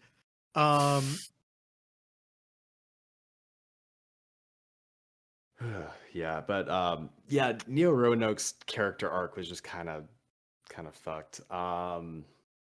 He also But- never really comes to like reconcile with anything he did as Neo Roanoke. No, Yeah. like at all. It's just like, oh hey, like I'm a good guy again. I kind of remember things from the past, Hey, like, I'm the man what- who makes the impossible possible. I'm back, baby. including brainwashing kids. And Yeah, I was gonna say, yeah, weren't you the guy in charge of the child concentration camp? It's like, don't worry about it. Committing war crimes while like piloting a Wyndham, all that shit. yeah, when it's like I get like you like the whole like different person thing. You weren't like, but you'd think that there would be some level of like guilt or like I need to like redeem myself. But it's like Stella, who cares? Yeah. He just like Which is completely... kind of like in general, like that's a like Stella's another weird character too, where like it's like she only existed in like Shin's mind, and no one else gives a Yeah, fuck no one about her. else gives a fuck about Stella except Shin, which Mhm. is like one of his redeeming aspects. Is like he sees someone who's like as harmed by the horrors of warfare as he is, and like does what he can to care for her. You know what I mean? Mhm. And at least I like mean, even Jesus didn't care about her; he fucking murdered her. oh god. Which is funny because like Destiny is kind of supposed to be sort of like the Zeta Gundam to like Seed, what Zeta was to the MSG. It's supposed to be the Seed, and like that battle is like very similar to one that occurs in Zeta, except a villain is the person who kills the destroyer Psycho Gundam pilot, and it's like, Hmm. why would you make the main character do that if he's not gonna like care? I don't know. What the thing about the Stella plotline to me, right, is like it exposits like the good thing that the series does, which is like the level of depravity each faction is willing to sink to win the Hmm. war. Like they're willing to take traumatized, abused, damaged people to do horrible things just to get an edge on the other faction, right? Mhm. But then how you actually like write the interpersonal dynamics of that,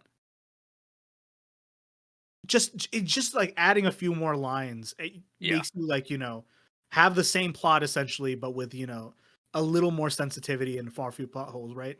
Because then like, Mhm. you could have the same plot line that Shin has.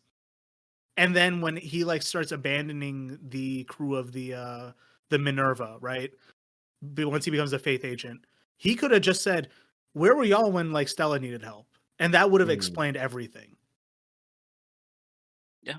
Yeah, as opposed to like having some newfound relationship with Durandal.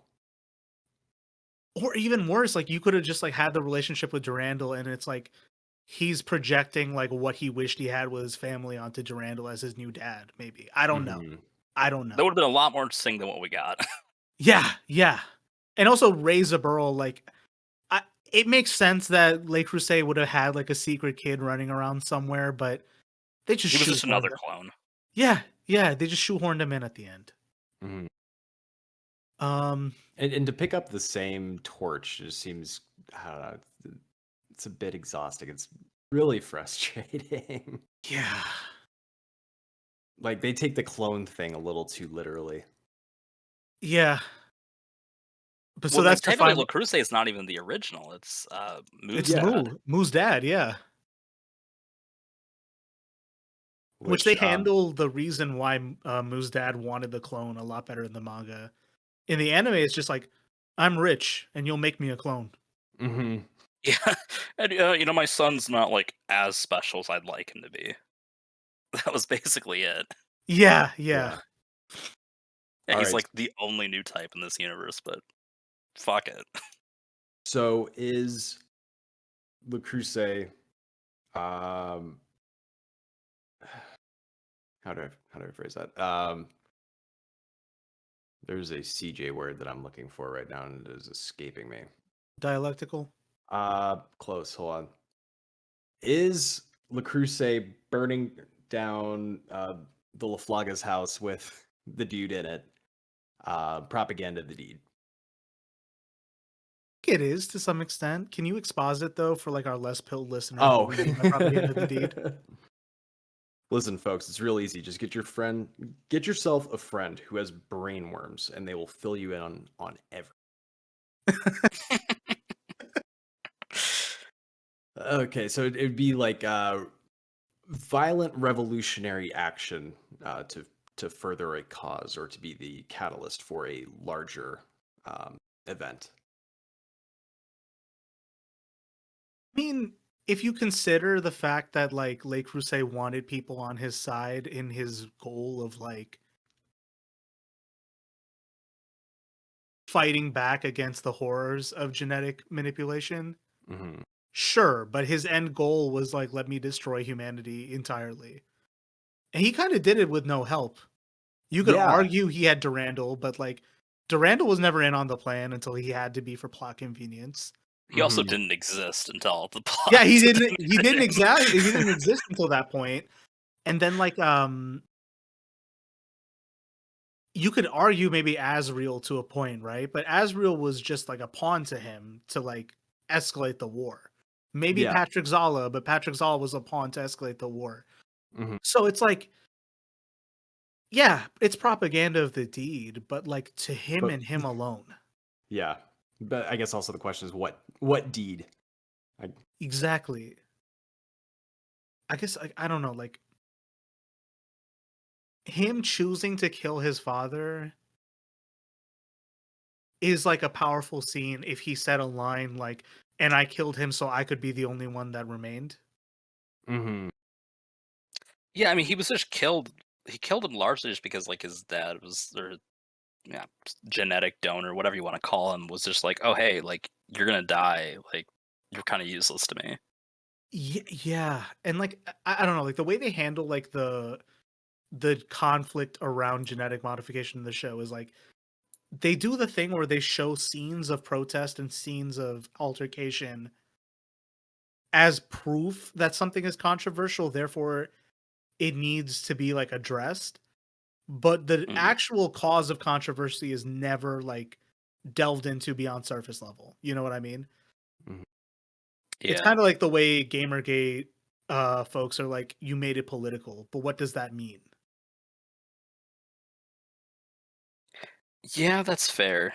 Though I was gonna say, speaking of like the whole burning the house down thing, it is kind of surprising that the person that the Laflaga family home would be burned down, and not by Moo, who is voiced by Dio. Shit! Shit! Wait, is it? Yeah, it is the voice actor for Dio. Oh my Yeah, god. Yeah, it was crazy hearing Dio's voice actor as like a hero. yeah. And then you got to hear him as a villain. Right, right. No, but my first exposure was to him as Dio, so that was Yeah. it was cool hearing him as like kind of like Kira's mentor figure, and I wish that they Hmm. developed that plot line. But The final call Messiah on doesn't need a mentor, dude. So Alex, your final call is Neo Roanoke is the worst character. You Most got I mean annoying. two. that was definitely the most setting. Um, Kigali's up there. Kagali's up there. I like the idea of the character, but the execution was just a little bit just too whiny, too like definitely gave me like Brooklyn socialite esque. It was like, oh, I want to feign like some kind of struggle or like connection to the commoners at the same time. I am like sitting as the heir apparent to one of the most powerful countries on the planet. Yeah, that's fair. Um, I also found it pretty annoying too. But I think, and for me, honestly, like it was one of the hardest things to get me in the series. Kira, I thought he was borderline insufferable sometimes. His ideology, like I don't necessarily have like a huge problem with it, but it's at the same time, it feels a little hypocritical that like you have like this peaceful ideology, yet he never really like seeks to like actively like understand anyone, right? Especially in Destiny when it's like I'm gonna shoot down the Minerva too, and it's like, well, like maybe you could have like reached out. Like, why is it like when your friend's on the battlefield and he's like, what the fuck are you doing? Are you just like, I'm gonna destroy your mobile suit too? Like, just seems like someone who's a pacifist should maybe consider sitting down and talking with people. Mhm. Now it's like definitely a. He seems like he's got a Batman complex going on. Yeah, Like a little bit. the whole like, oh, I'm not going to or I'm going to stop violence, but with like quote unquote like less lethal violence. But Yeah, then you see these things play out, and it's like I'm pretty sure a lot of people died when that ship blew up. right. Yeah. And like, especially like when you have like, especially the freedom and then the strike freedom. It's like it's got like a few hundred guns on it. Yeah. Hmm. Like, you think that's gonna firing that off indiscriminately into a battlefield is gonna not produce at least a couple casualties in the crossfire? Yeah, and then to have that like, okay, sure, if you want to have a like a moral like how do you phrase it? Like a like this objective that you want to uh try to reduce the amount of casualties as much as Hmm. humanly possible. Sure, that's fine. But that's probably going to cause you to kill people. And this, Yeah. I mean, he acted on it with the destroy, but it's like, why is that the one like giveaway there? Yeah, like why is it like this the one and only time? Is it just because the plot sort of demands that there's like a rift between you and the Y- current protagonist, or I mean, what? that's it, but it's also Yeah, like the Batman complex is also the Christ complex in literature and shows, right? Where it's like yeah. Well, Mhm. and it kind if of I was thinking too. It in some ways it's somewhat parallels like Harry Potter too, where like kind of the more modern critique of it is that like he doesn't really have an ideology. He just kind of wants to fight evil, or Mhm. stop evil, and that kind of feels like what they do because they don't really seem to have like a great idea for like what they want for the world other than just peace. yeah, like if his objective was I want mankind to hold hands together and sing Kumbaya, that would have been a lot more coherent, even if simplistic. You know what I mean? Mhm. But I think like again, it is the Batman complex, it is the Jesus complex, where it's just like Yeah. I will end the conflict. Why? Because it's me. That's it. I guess I don't know. Which then that kind of plays back into the Crusades comments. Then this coordinator superiority is in fact correct. Yeah. And like there's nothing that the narrative does to really demonstrate otherwise. Hmm. Like Yeah, who's the most important non-coordinator character? Mulaflaga, and you argue like, well, he's like a new type in a way, right? Yeah. Hmm. Maybe Captain Ramius, maybe. And even then, like I mean, her importance is kind of diminished quite a bit by the end. She's just the ship captain. Yeah. I don't know. This is kind of like what we were kind of pointing to at the start of the episode, right? Where it's like it has something to say about social conflict. It has something to say about politics. What it does have to say is actually very little. It's like vaguely gesturing towards like eugenics is controversial. Question Yeah. mark? We're not gonna weigh in on the controversy. We just want to highlight it. We just want to highlight it. It causes people to fight. And we generally agree that fighting is bad, but like if you had like Let's not no dissect the reasons why people might fight. Just that if they're bad because they want to fight. now let's say there was a plot that made you invulnerable to the considerations of moral implications because you're the protagonist, maybe you would make the right decisions. Who knows? Who knows? I didn't find Kira all that grating, but now that I realize, maybe that's why people find me annoying. Maybe that explains a lot about me, huh? You're just as morally sanctimonious. Oh, folks, you heard it here, folks. You heard it here first. Oh my god. Um, I don't know. My vote for worst characters. I don't know. I would say it is the Lacus clone, Mir Campbell. And I think she didn't like like the way I feel about this show is that no one had to be a bad character. If you just tweaked a little bit of their dialogue and their like plot Mhm. Oh, hooks, she's there for plot.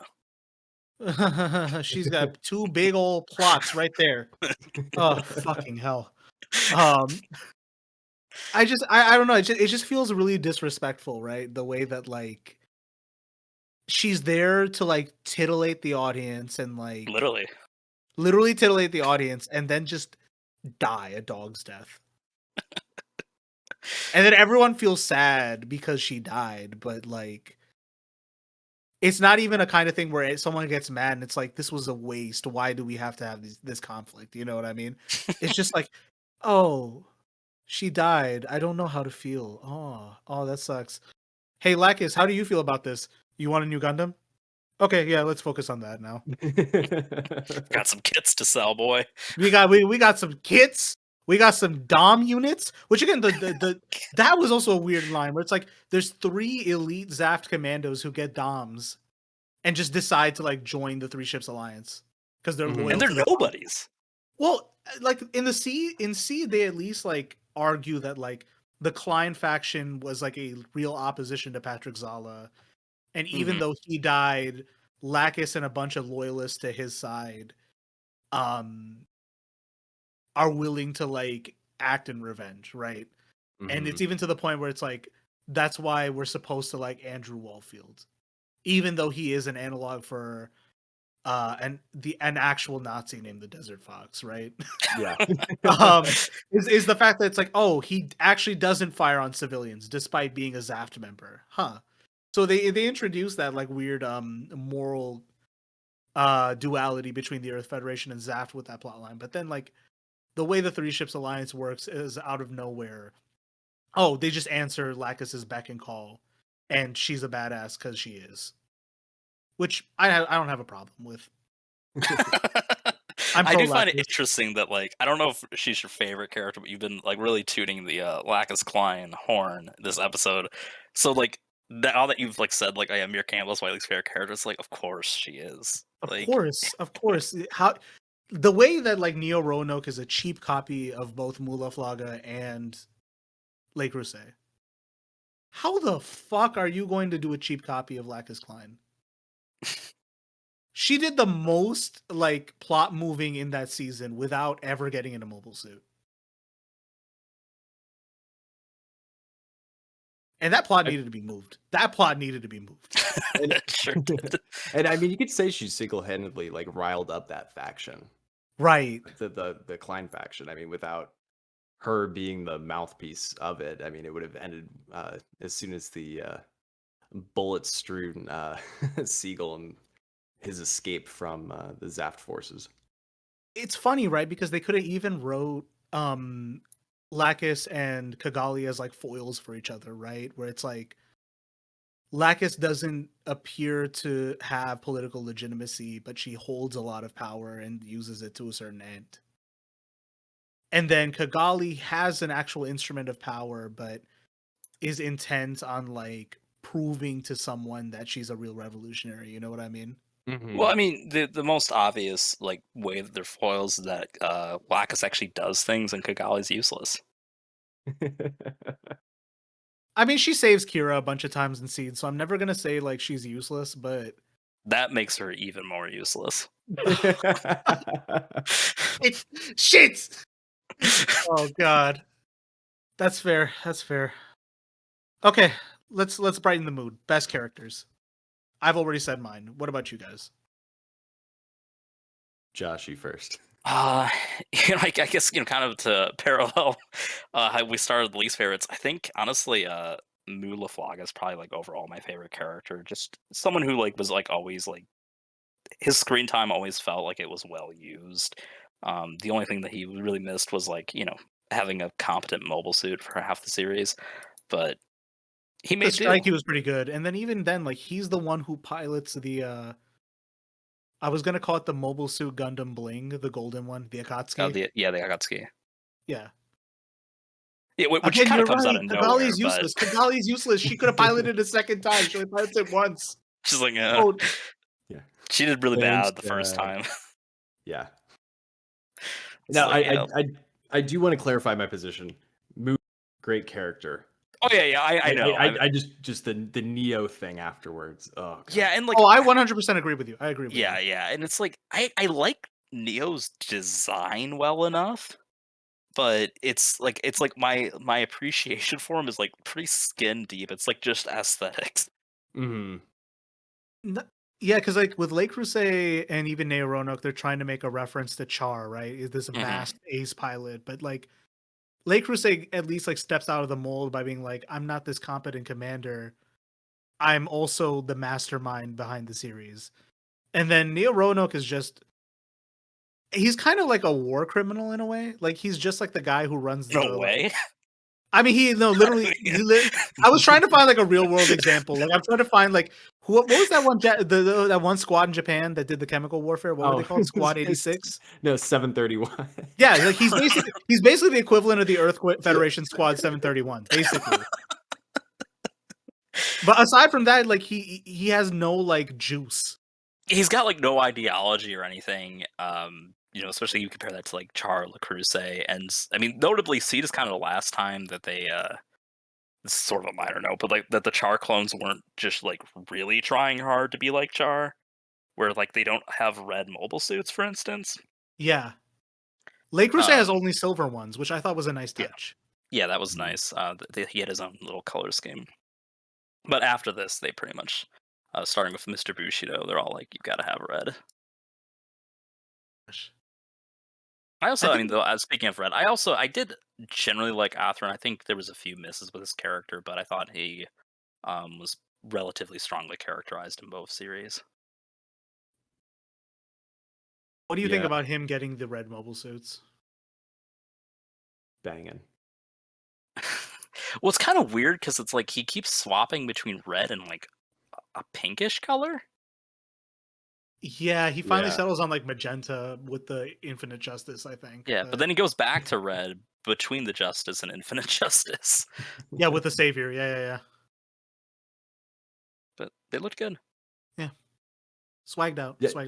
Definitely like that color scheme more than that of the Strike or Freedom. Sorry. It's gotta... it's too multicolored. Doesn't really... I don't know. It doesn't do it for me. It's a little too red, white, and blue. The Strike Freedom has to bring in gold.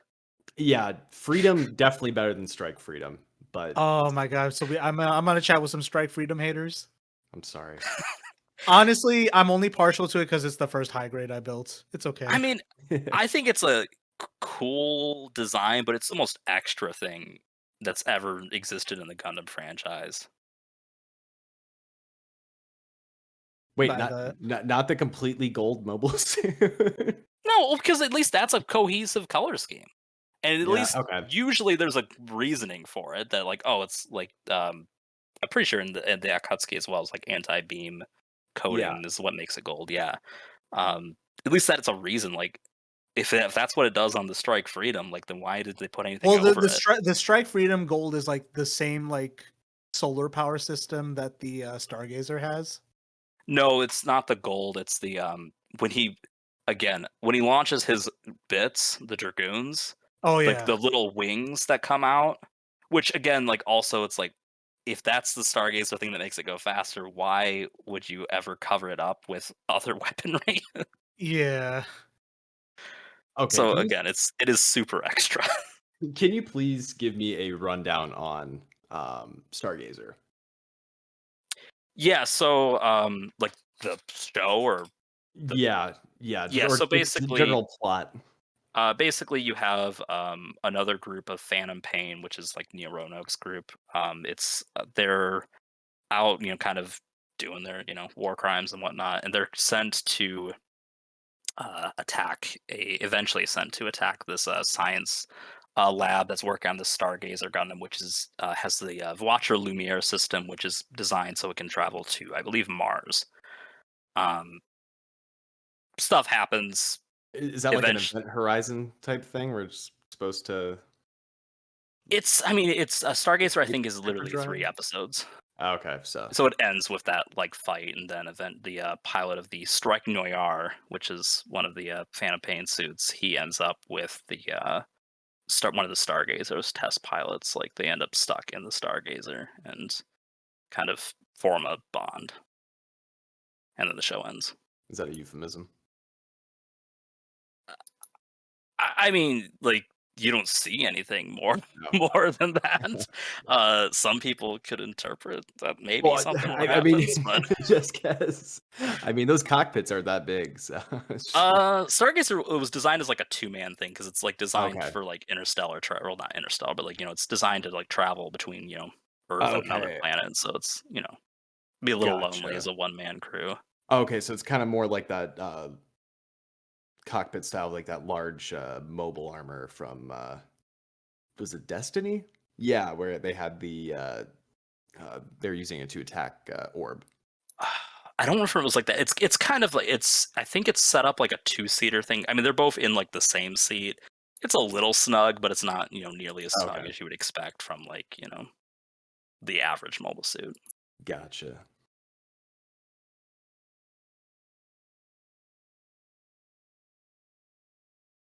So what about you? What's your pick for best character? Oh god. And I'm probably gonna Mm. also ask favorite mobile suit for everyone. If I say Kira, is Josh gonna come find me and No, beat me up? it's fine. I'll live with that. Someone also finds you annoying. Okay. Yeah, no, it's I don't know. He's an annoying character, but at the same time, I've found myself like enjoying those moments more.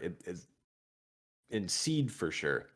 Destiny, it starts getting a little like okay, but like Shin's kind of unlikable. He's a good character for the sake of the show, but like,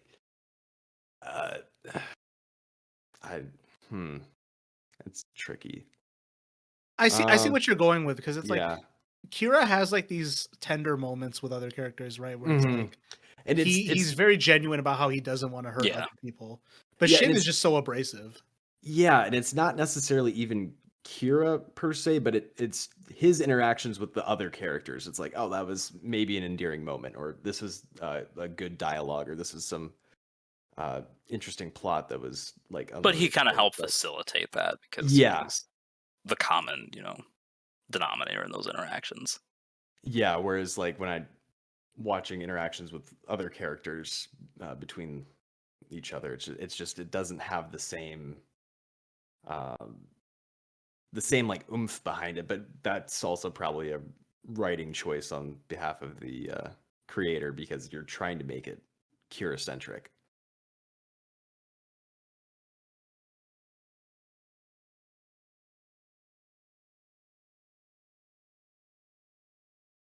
Agree with the assessment that like Kira is not the most annoying protagonist in anime. Oh yeah, no. What a glowing review. I mean, but here's the thing, right? It's like if you go off of the Crunchyroll comments, this show has no value. Oh yeah. And I think what we've been able to say here is that no, it has all the problems that all anime has.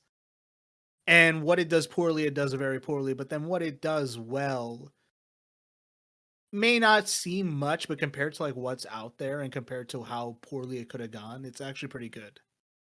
I just don't think it went far enough. But given for what it was for like the 2000s, especially like I definitely like this a hell of a lot more than Unicorn. I think it's a little more instructive than like I don't know, like what's another comparable like anime or even like cartoon at like a similar point in American history, right? Because like everything else was like rah like let's go with the war. Well, and this was kind of like, when you look at like everything else, this was sort of like everyone's chance to do their like reboot that was like kind of done in like a similar vein as like this was for like, compared to Universal Century, whereas it was sort of like a soft reset with, similar ideas and whatnot. Like I feel like most of the other like franchises, like even like here in the West in the mid 2000s, were like kind of like, oh yeah, here's like sort of a back to the roots, but slightly different. And yeah, I think you're right. They're a little bit more on like the rah side, or they're afraid to like even like comment on any of these issues, let alone do so in a sort of shallow way. Yeah, like I don't know. I'm just trying to think of like shows like I watched as a kid, right? Like it took something like Avatar: The Last Airbender to come out that like finally like and I'm not saying that like these things changed the world and made everyone better. I don't think TV makes anyone a better person, right? But it's like to be introduced to the Well, I think there's idea- the state of reality kind of a Yeah. excuse any claim that the world's a better place. right. But I mean, it's just like I don't know. Like there was. Where would we be without The Apprentice? There's a show changing the world, and not for the better. Oh god. I guess I don't know. Like I'm trying to figure out like how much of the zeitgeist around us was being influenced to us as kids, right? Like the Oh god. idea that like the war is something you shouldn't worry about. You should not worry about seeing horrifying things. And even like Bush's comment of like the best thing you can do for America is like buy shit.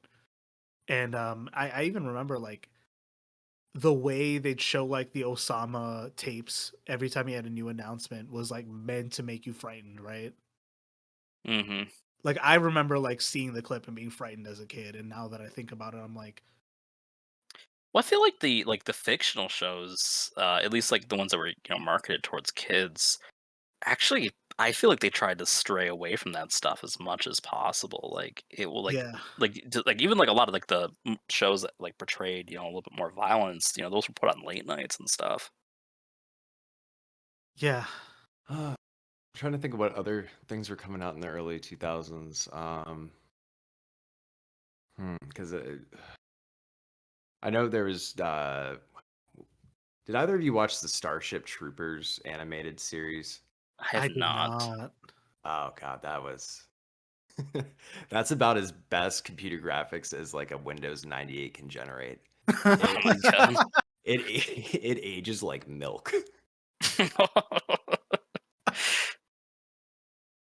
Yeah. That was called like the Roughneck Chronicles or something. That was I think 99, so that's still pre uh 9/11. I'm trying to think what other things were coming out around that time. Um Well, there's kind of two release dates, right? So the Japanese release date was 2002, which is actually older than I thought it was, whereas in English it came out in 2004, mm, which means 2 years, but I think it's like kind of slightly meaningful 2 years. Yeah, and Because, I guess I guess like what I'm trying to maybe ask is like, did it really have something to say about real world events, and if so, like how successful was it at saying that? And maybe the answer is probably not, but yeah, I mean, I think it's too abstract about like actual events per se. Um, I mean, the inciting incident feels like it's more just so like a bit of world building that like yeah, it kind of connects to you know what we've talked about in real world events, sort of similar to like an analog to like 9/11, but it's not really at the forefront of the show enough to mhm. like really be like this whole thing is a commentary on that. yeah, Yeah, and it's kind of upsetting because it's like, oh, actually, there was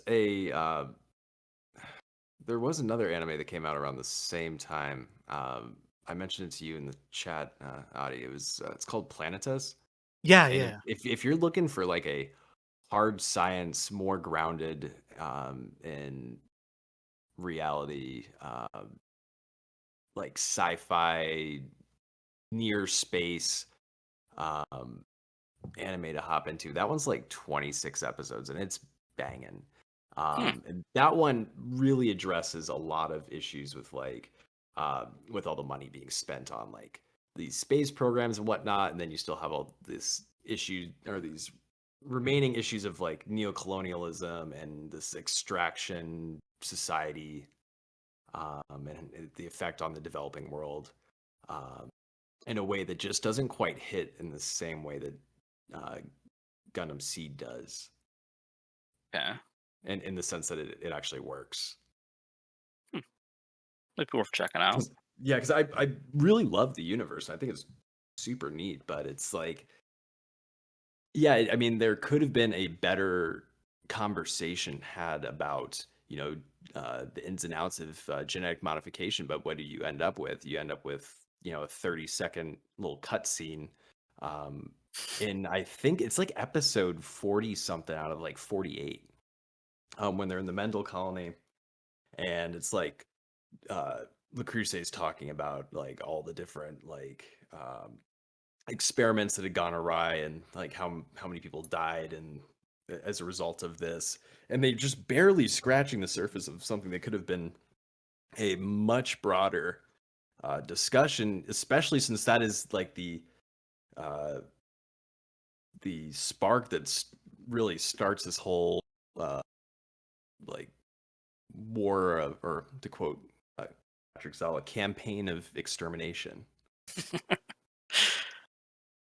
Yeah, and and it's kind of interesting too because like I think part of the problem too is that they've kind of compounded space colonists with the coordinators a little too much. Like I don't think was there any Mhm. like coordinators that are like this person's explicitly from the Earth. Just a Aside couple from people in Orb. Yeah, aside from the Orb Union, I don't think that there was Yeah. any. Yeah, there's Orb, there was the Kingdom of Scandinavia, and then there was like one other. But yeah, it was not. Um, hmm.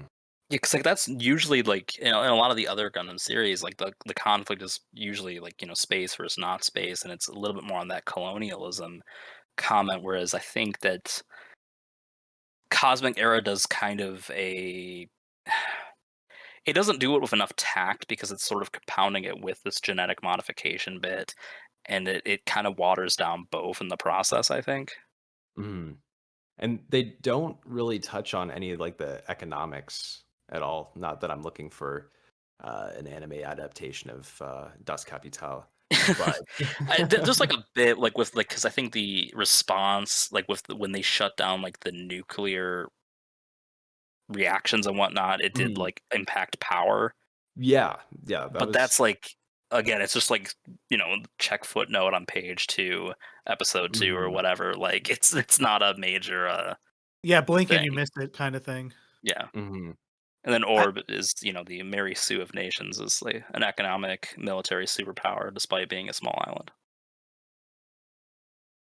But that might be a good jumping off point because Audie and I were discussing how Orb is kind of an allegory for these European nations that have massive like weapons exporting capabilities Mm. um, in the real world, and then try to play this. Um,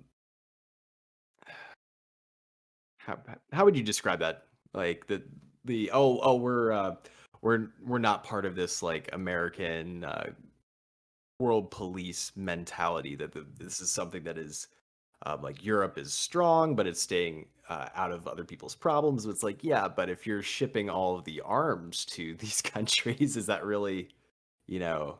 Yeah, like they kind of take advantage of this like plausible deniability Yeah. of their role, but they still are more or less actively contributing to various Hmm. issues.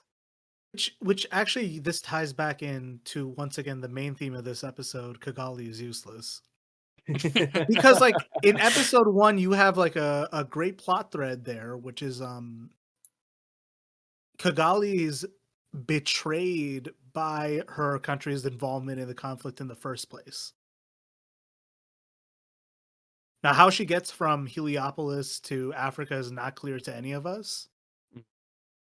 Um, but like there's a The plot thread same that way any could. European ends up in Africa. Oh, oh, deep cut, folks, deep cut. Oh, oh.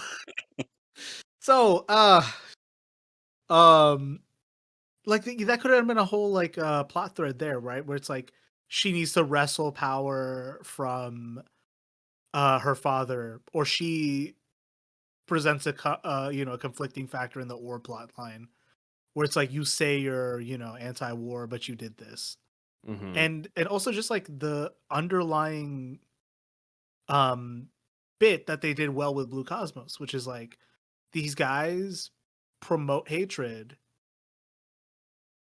and they have a major stake in um the economic production of weapons, you know what I mean? Hmm.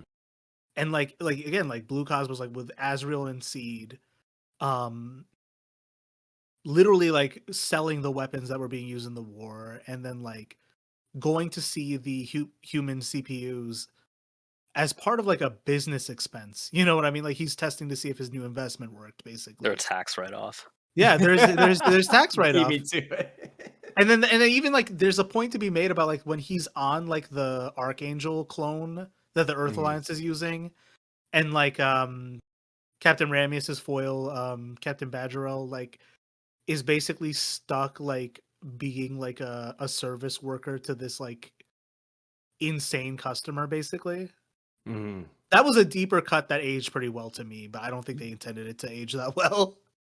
Yeah, that was one of the things that held up pretty well from the series. Just like uh, the nature of like uh, armed forces being in, At the mercy of like arms yeah, contracting, yeah. yeah, Yeah. exactly. You have this deep state control of um, Well, it's essentially like, a private sector, like, individual sort of commanding, like, is essentially the entire Earth government, if you really think about mhm. it. Yeah, yeah. And then Yeah. even like the cut is not that explicit in Seed Destiny with the Blue Cosmos deep state that they have going on. Logos, I think. Logos. Logos. Yeah. Yeah, Logos. Where it's like you have this very clear divide between like Chairman Durandal, who's this like open, mostly open in his approach to how he addresses the public. Pretty like straight with the facts. And then in his conversation with the faith agents is like, take a look at these guys. Take a look at their hand in power. Take a look at what they do as members of Blue Cosmos. Look at how they like exacerbate this conflict. He's almost like a heroic revolutionary in any other context other than the show, right? Mhm. The way he's pointing out that like the elite of Earth are pushing people into like this bloody machine of war for their own profit.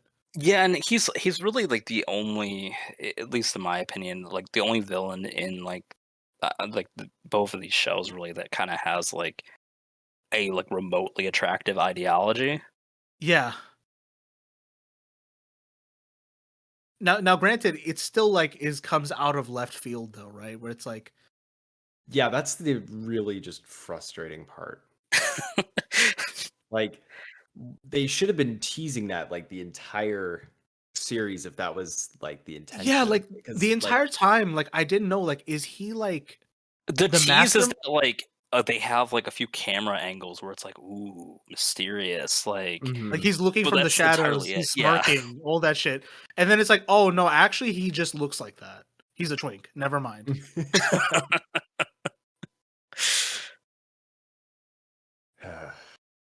But yeah, it's like once they're just like all of a sudden like, oh, by the way, pretty much all of their like, Zaf's more, noble actions have been kind of part of this deep propaganda campaign to like sell this kind of, you know, crazy project that we're also building a Death Star for.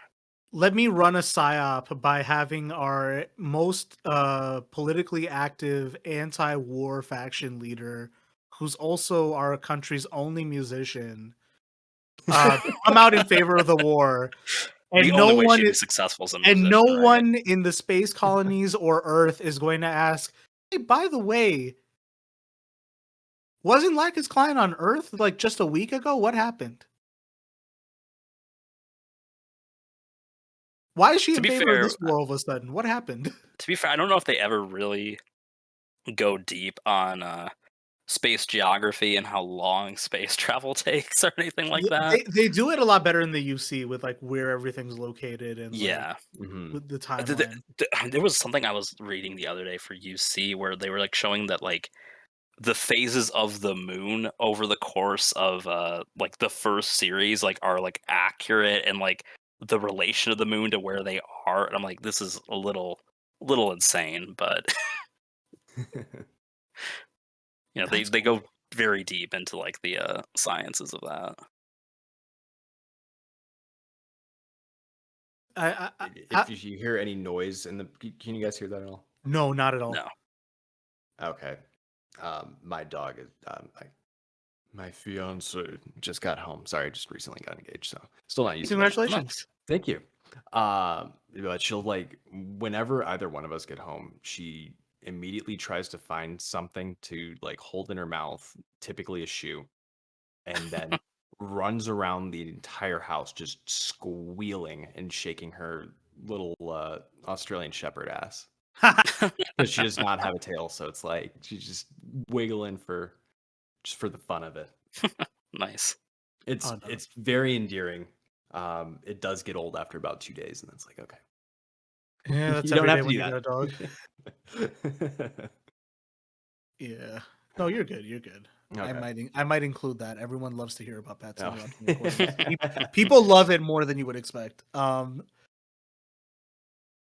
guess before I think Josh, you summed it up pretty well. Yeah. I was gonna ask really my only two questions left because we've run the gamut, but we've kind of hit everything pretty much in the outline. I think the first question I had was what's everyone's favorite mobile suit, and then I wanted to ask like from a hard science fiction angle, what's the treatment of nuclear in this show and how does it hold up? So we'll start with favorite mobile suits. Let you start with this one, Adi. I've already outed myself as a Strike Freedom enjoyer. I've That's your already outed favorite? myself. I mean, it has a soft place in my heart because of it was the first set I built in the high grade series. I think though, like really the Seiju, the first mobile suit that Lakers State comes in on, that's my favorite. Okay. Yeah, that one I have a little bit of an attachment to as well. There was this. It's been long taken down offline, but there was SD Gundam Capsule Fighters, which was like kind of this online arena shooter. But my brother used the CQ a lot on there. It was a pretty decent unit. But for my favorite, oh boy,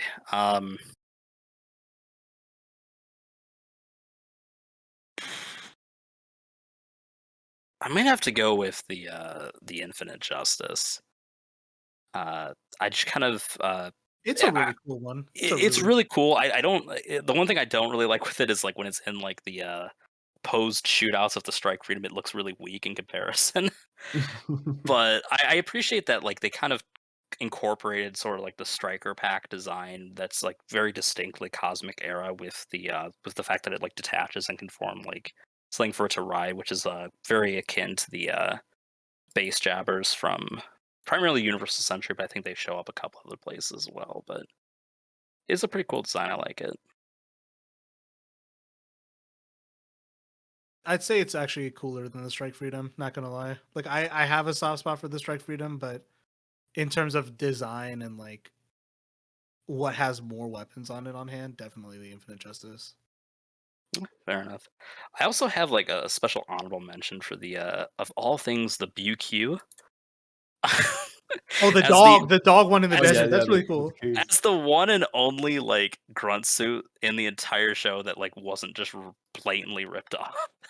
Which is I, what I liked about the Siege, like the suits in Seed. They were like really just like fuck it, we're doing what we want with these. yeah, Even and I with was the like most of the ashtray, even with yeah, I the was like strike. most of the grunts like outside of like the ashtrays and whatnot, they're very clearly like based on like existing designs. But like the BQ, I was like, oh hey, like and the Legao, I guess. Stardust has a three-headed BQ. Um, why I don't know, but it exists. But it's just it's a cute little mobile suit. Cool.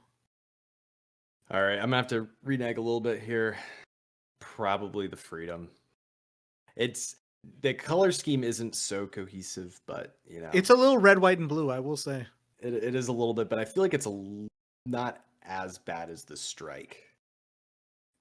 And as far as like the mobile suit models, like I think the ones that I don't really jive with are the ones that are just a little too not anthropomorphic, but the ones that look a bit more animalistic. However, I will give props to Waltfeld's. It was his Baku as well, or was it a Legao. it Though was a he did Legao? in Destiny, I think didn't he get like the Gaia repainted? Yeah. Hmm. which is a Gundam that turns into a dog.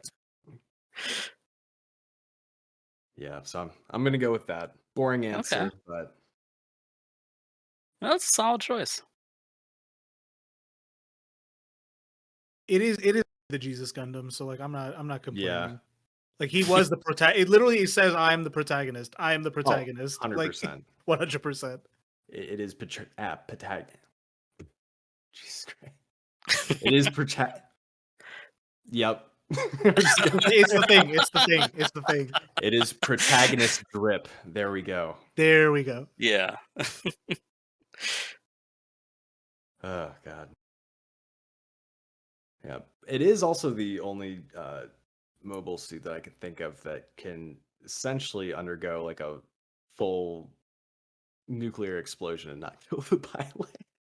And apparently survive mostly intact too, so Yeah. is that our segue into the how realistically it portrays nukes? Oh, Yeah, God. you're as a resident nuke expert, Alex. Like what? Right. Well, how do you rule the treatment? How do you rule the treatment of nukes? I appreciate the proliferation. Love to see it in media, but I just love proliferation of nukes in general. no. Sorry for having I a just qualifier. love when neutrons just explode and release thermal energy that destroys everything. Yeah, I love it. it's I love to great. see it. Yeah. So I think the big one is like the end jammer cancelers. So that kind of is like a overarching plot line throughout all of Seed. I don't think it really comes up at all in Destiny, right? Because It's kind of Pandora's box that's been opened. Yeah. It's kind of just like everyone has an end jammer canceler. now. And Destiny in general is just kind of bad about like if this was world building we did in the previous series, if you haven't seen it, you're shit out of luck. Like we're not gonna explain things to you. Whatever the seed is, like that doesn't get explained. They never No. explained what the seed was. They never explained. It was like one of those catch-up episodes where like one of the Morgan Road Yeah. engineers is like some coordinators have something they do where they break the seed, and it's just one of those stupid things like I don't know. Like every anime has the thing where it's like you pissed off the character enough that they're willing to like fight harder. Berserk mode or Berserk mode or like Super Mhm. Saiyan or Why do they whatever. have to So call it the seed though? That's I don't just know like- because like in my immature ass mind, I'm like, oh my god, he busted a nut. He's ready to go. Yeah. He's ready to go. Literally, the animation shows a nut busting. He literally, and then he's just blank eyed and cold, ready to fight harder. Like I don't- I mean, I just assumed it was just like they were like sitting in the writing room floor one day, like, "Fuck, why did we call this show Seed?" And someone's like, "We're gonna give characters like a superpower and call it Seed." is seed like an acronym or is it? It not? is another Of course it acronym. is. Oh not. no! It is 100%. Okay, I'm is like, an of course acronym. it is. Like, Yeah, it is the so again, it's like special evolutionary. Oh god, hold on. It's so Oh, fucking no. stupid. Bring up the wiki. It's no! yeah, it's it's bad. Seed, superior evolutionary element destined factor. They're not even hiding the fact that this show is pro eugenics. They're not even. Oh, I went into this podcast ready to talk about how it's a great treatment of the trauma of war and how war is bad and that eugenics, is worthy of our scrutiny. And really, the It's show is just genetics saying, propaganda. yeah, it's literally just saying, hey, eugenics might be kind of cool though. You just It's gotta bad. do It's it right. It's controversial, but if you did it right, Yeah. it all cancels out the suffering, bro. Trust me. Yeah. Yeah, that God, yeah, that's it's a lot to unpack. Is that But- what I'm gonna call the episode title? Eugenics the show? Yeah.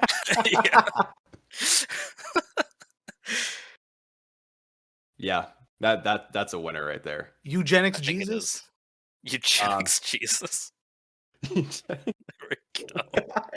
Like if this is the episode that gets me finally banned from the internet, oh my fucking god, I deserve it. I fucking Wouldn't that? I mean, that'd be something. I mean, It'll probably get you banned from the internet just because you might have said anything good about the protagonist. Yeah, I was gonna say that's probably way more. Oh my god! controversial. Everybody's gonna come to fucking the Crunchyroll comment section. They're coming for you, Adi. Oh Yeah. my god! I'm Yeah, gonna but- plug it there. I'm gonna plug it there.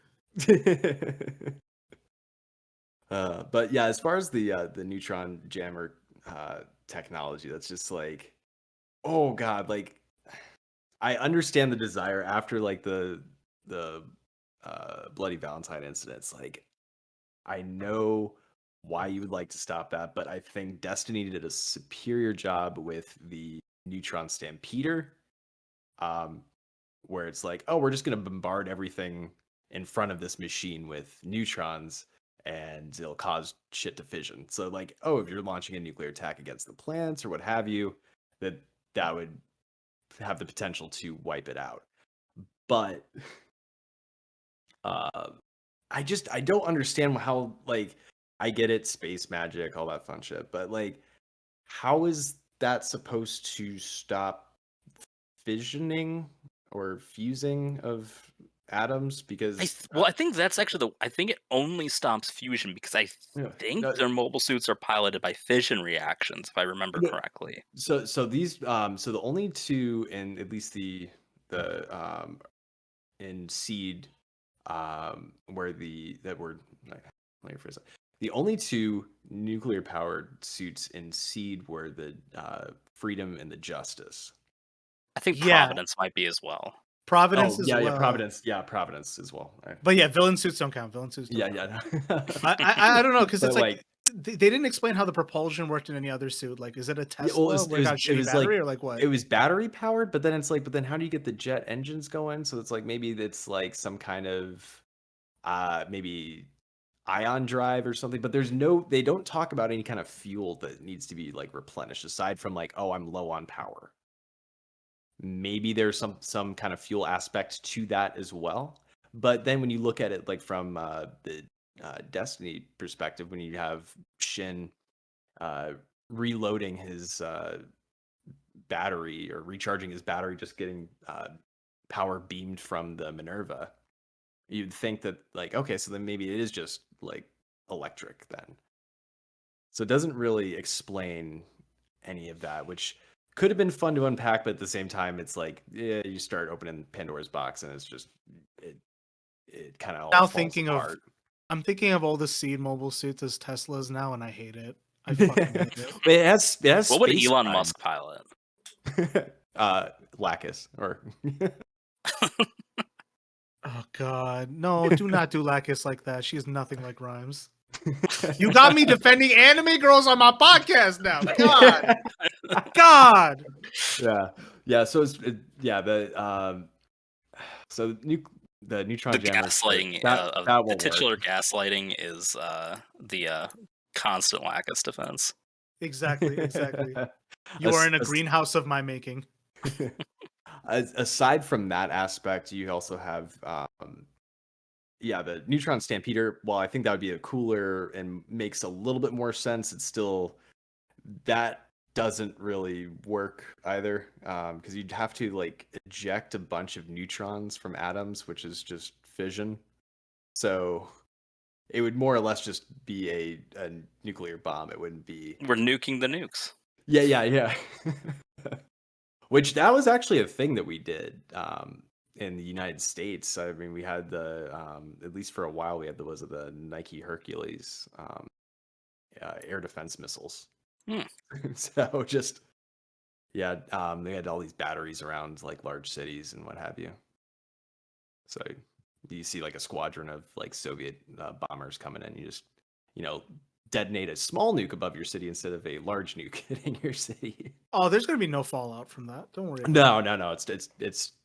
I mean, the fallout's 100% already going to for sure. happen. You just gotta.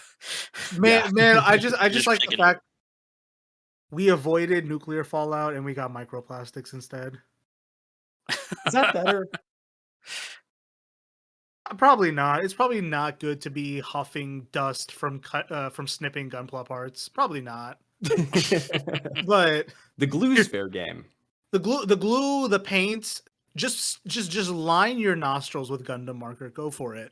Just like that little, like the little bits that you leave behind from like cutting the parts. Just snort that. Just inhale it. Yeah. What could go wrong? What could go wrong, dude? What could go Well, wrong? what do y'all think about the Genesis The as a Genesis, weapon? that was their Death Star equivalent, right? Yeah. Yeah. So it's like essentially like a uh, gamma ray laser weapon, neutron laser weapon, something along those lines. I think. Yeah, so they've pretty much had like some type of this in most Gundam shows. You see, they just hollow out a colony and make it a massive laser. Well, they do Um, that in Seed too, or in Destiny with Requiem. Yeah, they oh just yeah, literally bring the technology back with like a mobile asteroid fortress, basically. Hmm. That's Which supposed they to. Oh, go ahead. Go oh, ahead. oh no, which they spend all of uh 30 seconds talking about how it just completely took out like 5 or 6 different plants. So if you do the numbers, you're looking at like couple million dead people. probably more than that. If I Yeah. It's had to it's like if guess. you didn't get hit with the blast, you just got sucked into the vacuum of space. Yeah. Yeah, it's like this show in a lot of ways. I mean, like we kind of talk about how like to some extent it portrays like loss and the horrors of war well, but other ways it's just like it's that Stalin quote, right? Like at some points it's just a statistic, and they don't Hmm. even care to mention that. They're just like, oh yeah, we've this colony got nuked, this one got lasered. Yeah, there Well, was I mean, probably people who lived there. and the whole war is like started with the nuking of Junius 7, but then it's like, but if you're taking out like what 7+ colonies, then it's just like, yeah, 30 seconds of screen time. That is all you're getting. Do not Yeah, ask for any more.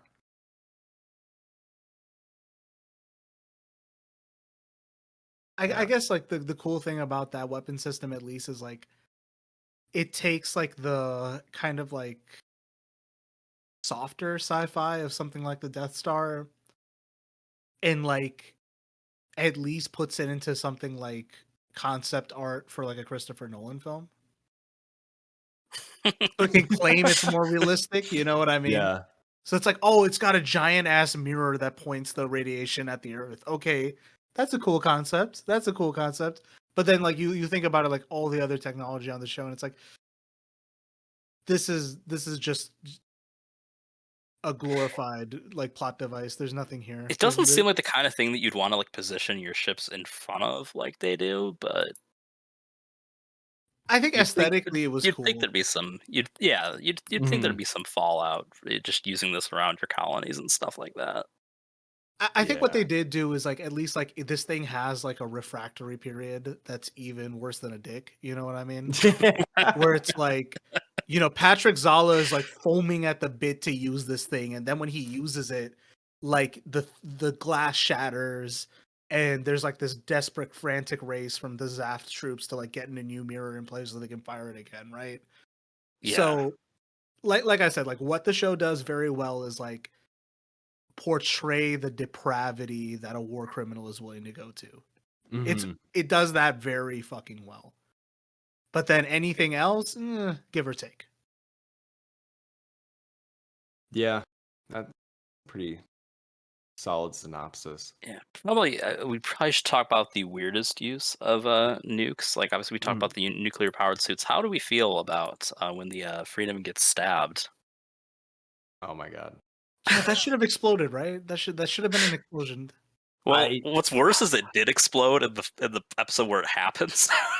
Oh yeah, that's true. That's Mhm. true. That's true. But then the second episode, they show it again, and they show that he turns off the reactor. Is that a realistic portrayal of a nuclear reactor? You just hit What's the the off cooldown switch. time? What's the cooldown on? Is it? Do you just turn it off and then the neutrons just like move away from each other so they're not Oh hitting anymore? god, no. Yeah, no. That's what I thought. That's what I thought. No.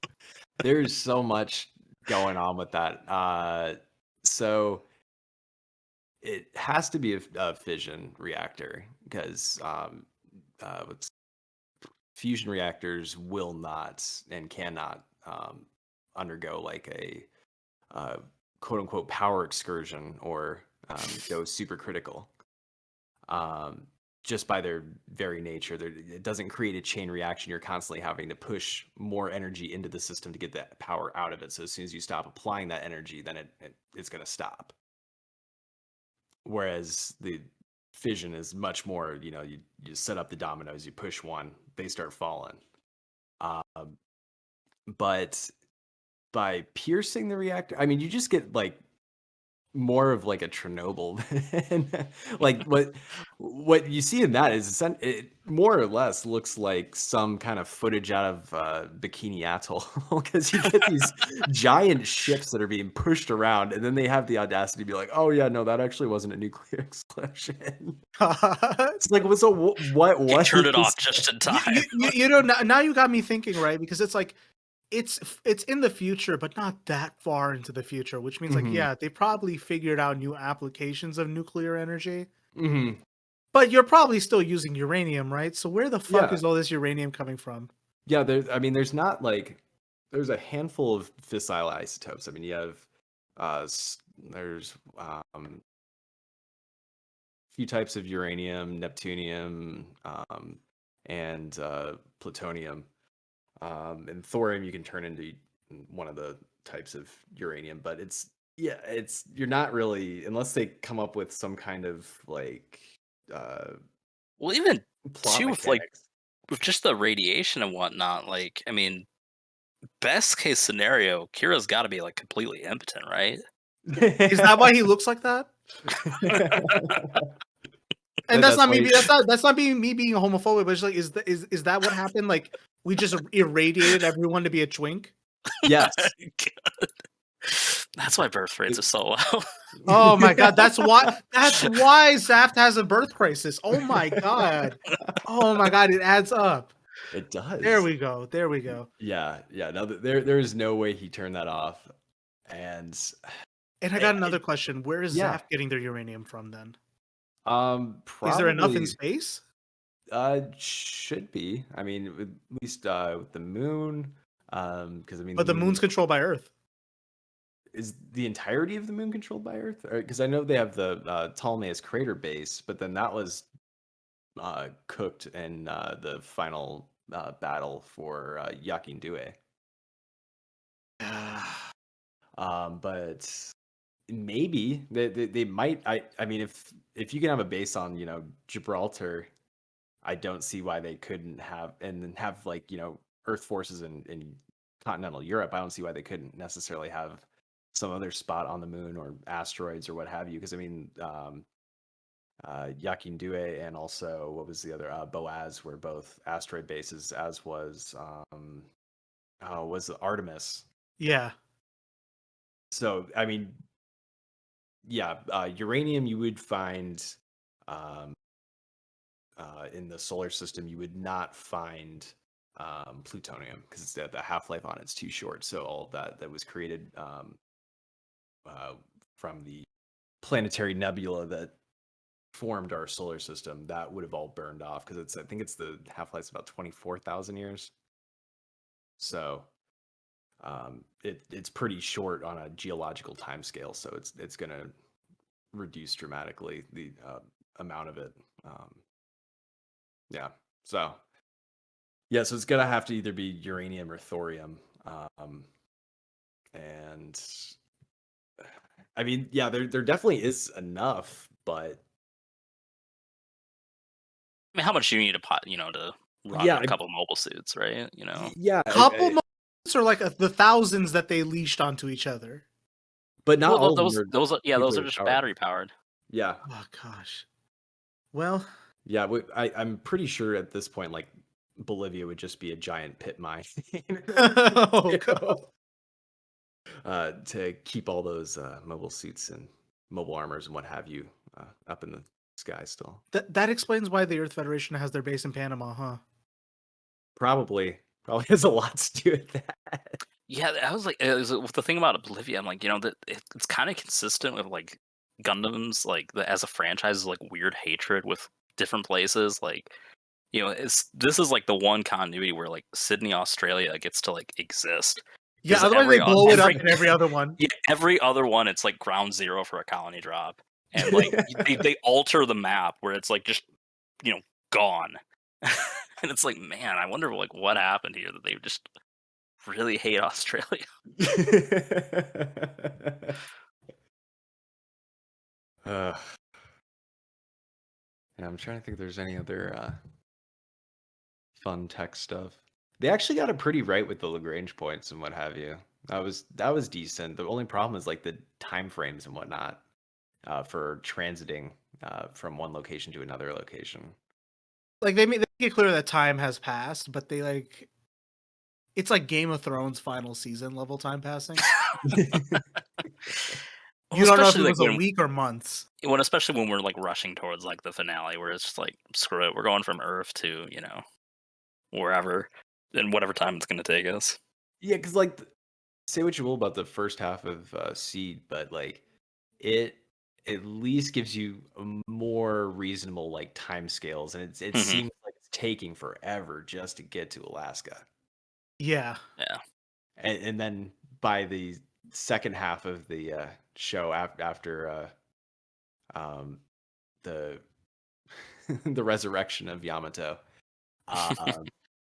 yeah, then it's we're here, we're there, we're everywhere within like We're here and Zaft is already blowing the place up. Yeah. yeah, that just kind of rubs me the wrong way a little bit. I think one thing they did also get right with the tech I'm trying to tie like the science to the writing really, because at this point we've kind of exposed the science as being unserious for the show, right? But I think like one thing that was good about the first half, to me at least, of Seed was the way in which like the OS for the strike is so clunky that like it makes it hard to pilot. Mm-hmm. And yeah, they once again don't call into question the eugenics of it being bad, right? That Kira's so good at programming that he just writes a new OS for this mobile suit in real time. Like it was funny It's to not me, even like, I mean, like at this point, it's like just imaginary time, right? Like, right? But it is funny to me that like the mobile suit has literally like a keyboard and a monitor in it, and he's like trying to run code real quick. well, to they pretty make- much I mean, they seem to kind of abandon this, but they at one point mentioned that like naturals can't pilot mobile suits at all. That they like have to require like some special like AI implemented into it to like even to be able to like operate their OS. I don't know if they really stuck with that too long, but yeah, it's like another weird little I mean, you see pro it these eugenics bit. days. You see it these days. The way that once somebody starts using a car with steering assist, they don't know how to drive normally. Uh, now, something that they did get pretty decent though, I think, was the colonies were, by and large, uh, accurate representations of like Of the sci-fi concept art for yeah, like the spinning tubes with like the solar panels yeah, on the yeah, side. because I Yeah. mean, yeah, you got like Heliopolis, that's was it an O'Neill cylinder? Yeah, I was gonna say the franchises usually they usually gravitate towards the O'Neill cylinders, but are the plants themselves based on anything? Those ones, I couldn't find anything on them. I think they were just like, ooh, let's do a cool hourglass looking space station. Fair enough. Which, I mean, that is, at least for me, that is justification enough that hourglass space station, cool, objectively Yeah, cool. it's a cool visual. Yeah. But I, I, while those ones are probably like the most far fetched of the stations that I noticed, they did show pretty well how like fragile that they can be through carving them up like a Thanksgiving turkey. Which does raise even more questions about why they were designed like that. Yeah, well, when you're building anything that big, though, I mean, it's going to be Yeah, that's really true. pushing the boundaries of like material science and what have you. I mean, it's kind of like a suspension bridge where the biggest force that the object has to like overcome is the weight of the object itself. Mm. So you're in this like balancing act and all you need to do is kind of just tip it over the scale a little bit, and then it'll take care of itself. Because like Heliopolis, that collapsed. Um, they don't really give you a time frame, but I mean, it just looked like within maybe an hour. Yeah, yeah. It seems once it gets breached, it's pretty much. Yeah, they start shooting at the support cables and what have you. Yeah, but I mean, yeah, that was pretty decent. Now, whether or not you could bend a laser through one of these colonies, I don't know. I'm big into nukes, not so much into lasers.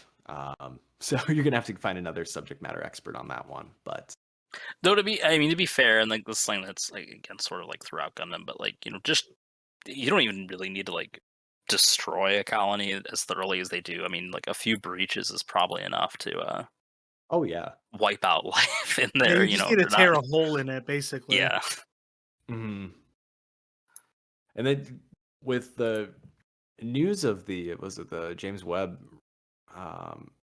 how it took like a micrometeorite impact, and pretty well fucked up one of the mirrors on it. It's like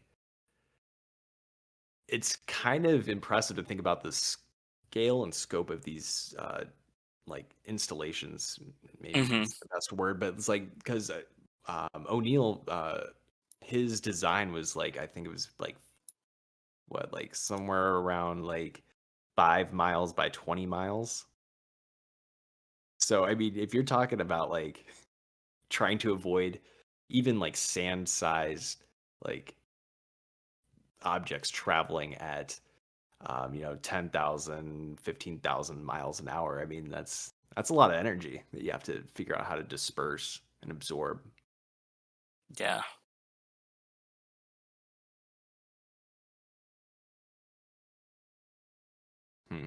So, We've thoroughly eviscerated this show which it's sad from a 'cause I textual to a scientific level. We've just and I do love this show. I think it's a decent show. it was fun. It was a lot of fun, but like Mhm.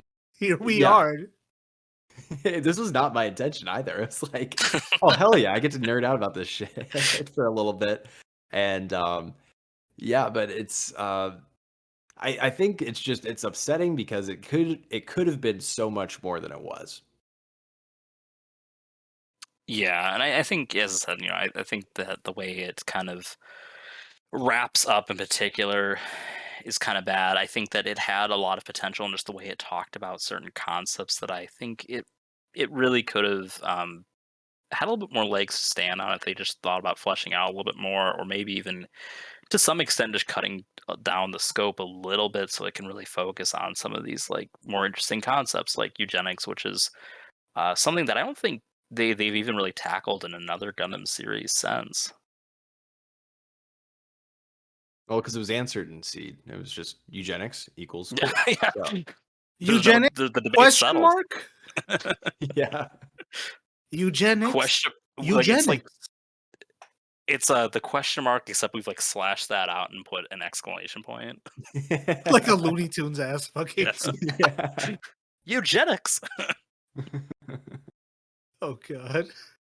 Yeah, Now I'm just but- imagining like the Jeb Bush campaign logo, but like in those same fonts. Yeah, but I would definitely. Well, let me phrase that.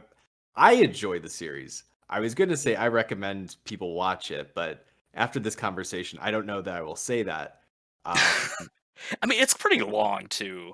Yeah, it's just shy of 100 episodes. I think Seed's what 48, and Destiny is I think 50 something. It They're might both- be yeah. it might be a full 50 if you look at like I think there might be a couple clip episodes, which I mean, yeah, you could probably dodge Yeah, those.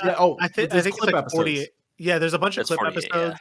There's actually like it's closer to like 46 and 45 if you cut out like the recaps and the filler. Okay. It's like just replace those clip episodes and the recaps with like information on this universe. It's not that hard. Yeah, like I kind of liked when like Le Creuset did that one flashback where he's like narrating the first coordinator's life. Yeah, that was super interesting. I think that was Mhm. probably one That's of a my really favorite. cool way to do exposition. And then like Yeah. That guy, Cool. crap, what's his name? It's George Glenn. Yeah. George Glenn. He's also in the Astray manga. Like somehow, like his like brain survived like in this computer, and they just like Oh, go use him fuck as like the yourself. co-captain of their ship. Jesus. No. Uh, why? There's so much potential. God damn. I mean, on the flip side though, like Astray is the one that just said fuck it. You know what I mean? It's like, hey, this Astray's mobile suit has pretty has a sword. Why? Just cause. Yeah, it's pretty much the cosmic era equivalent of Crossbone in like just the levels of kind of just fun absurdity it reaches. This one's a pirate. Why? Just cause. Just cause.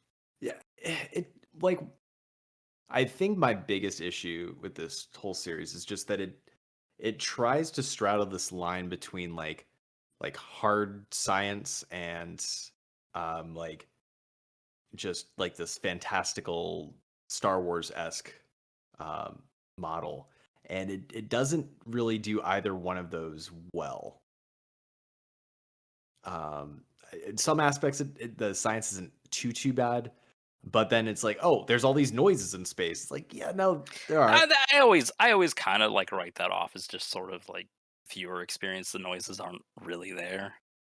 At the same time, like, because Planetus was also a oh, who's this? It's not Bandai. It is Bandai, but Sunrise? Sunrise. There we go. So it was another Sunrise production, but they had space as like the silent vacuum, and it was kind of horrifying because of that. Like it was really, it added a level of like depth and like insignificance to the experience of the individual that the show was following at the time, to like really like take away like how minuscule they are, because I don't think that's really translated well in this. But I mean, you're talking about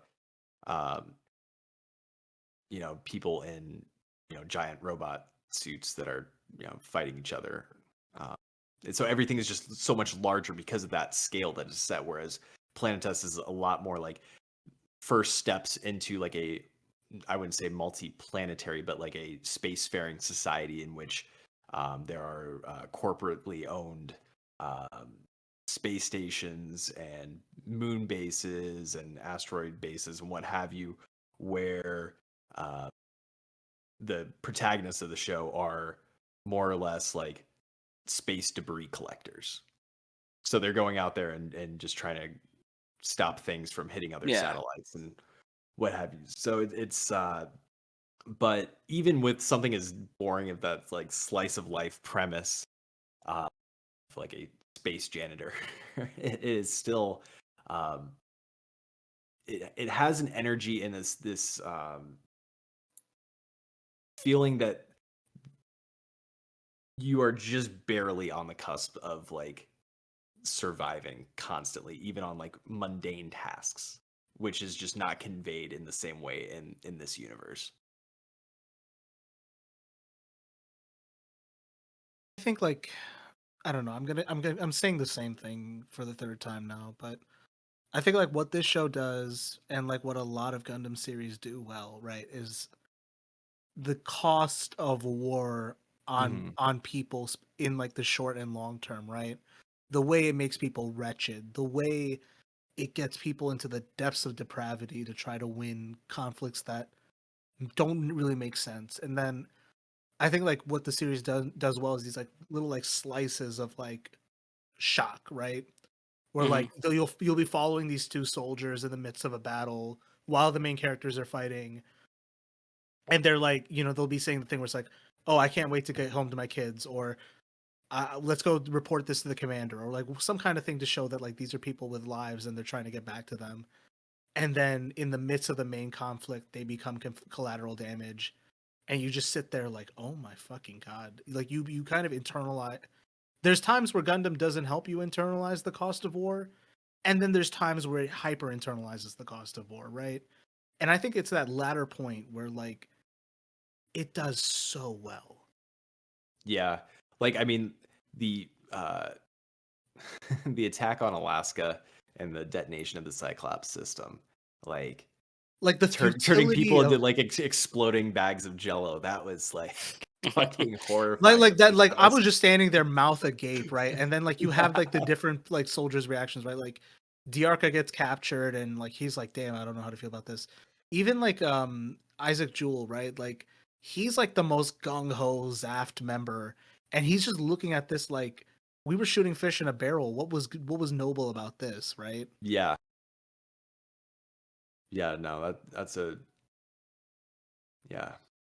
I was gonna say also like Waltfeld, uh, because I think his treatment of like, oh, I'm not gonna kill civilians. I'm gonna evacuate the city and then burn it to the ground. It's like that is border, or that's like right on the edge of like genocide, but at the same time, it's like doing it with clean hands. Yeah, like I mean, he's clearly he's supposed to be in this sort of role where he's There we go. Well. Here, Rommel. that's literally it. He Yeah. literally is Yeah. Erwin Rommel. I had to pull it up so like everyone could see. I'm pretty sure there's Like that is the exact reference. Even naming like making him like a white dude in like Africa, like really like got me wrong. Like, no, this is Erwin Rommel. But then like the way they got around it is like he's a member of the Klein faction. He's like pro peace. You know what I mean? there That's is a character named Rommel later in another Gundam show. Oh dear God. Oh my God. You should look him Yeah. up right now Japan, because it's not what you're why? expecting. Oh my God. Okay, let's look it up. Rommel Gundam. That's not him. Well, You- there's you- there's that guy, but no, the otter. The,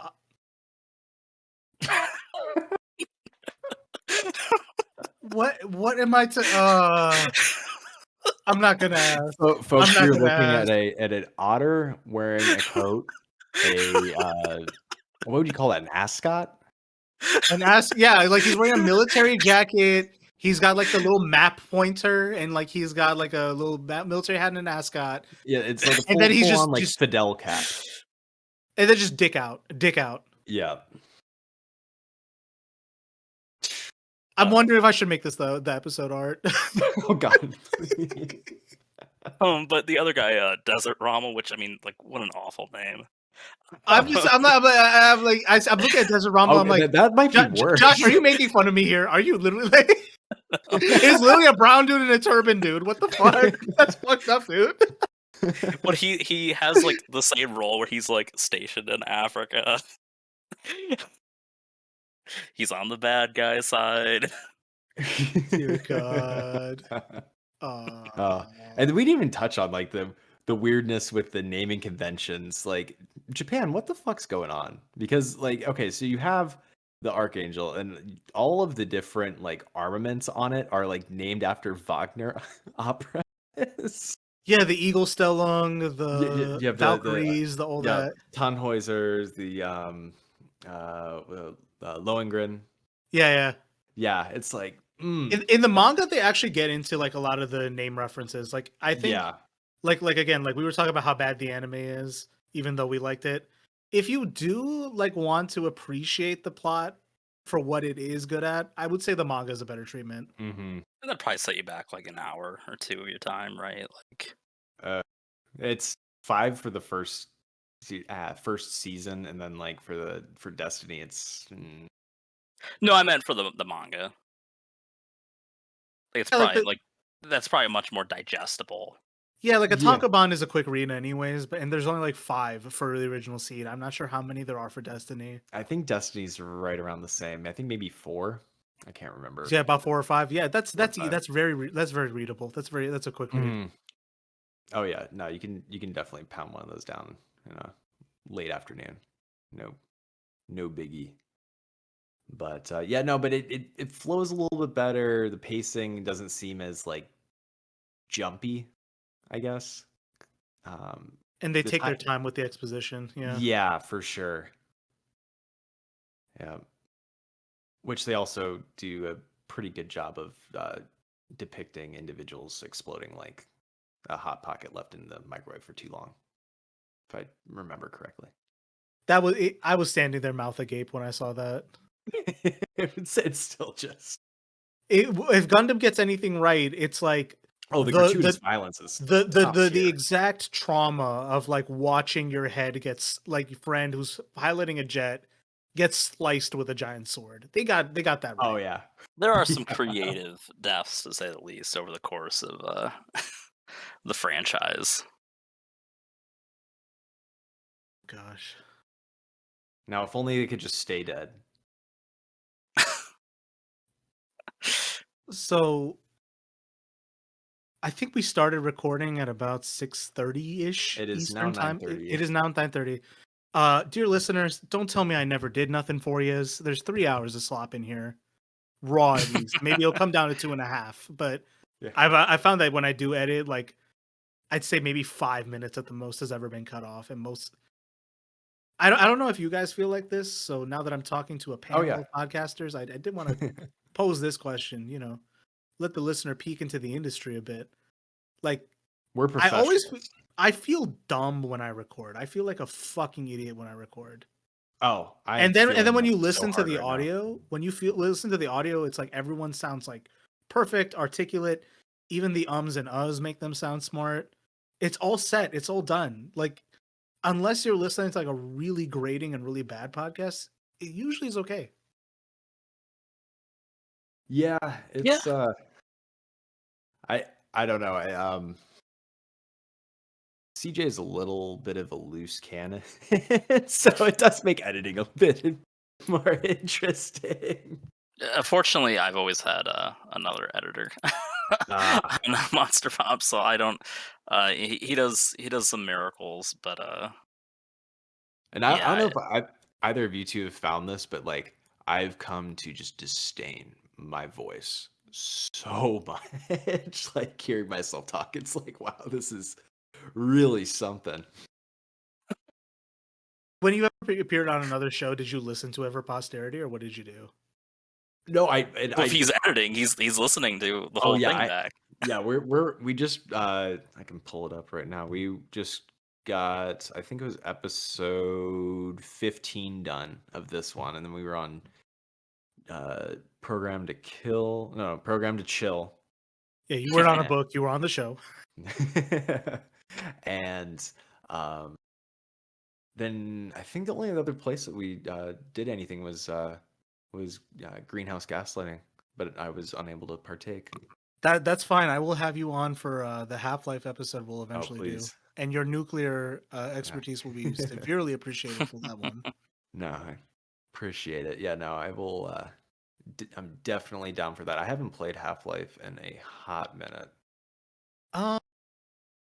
Yeah, I don't know. Kate, I was talking to Kate about like what's feasible to play. Mm-hmm.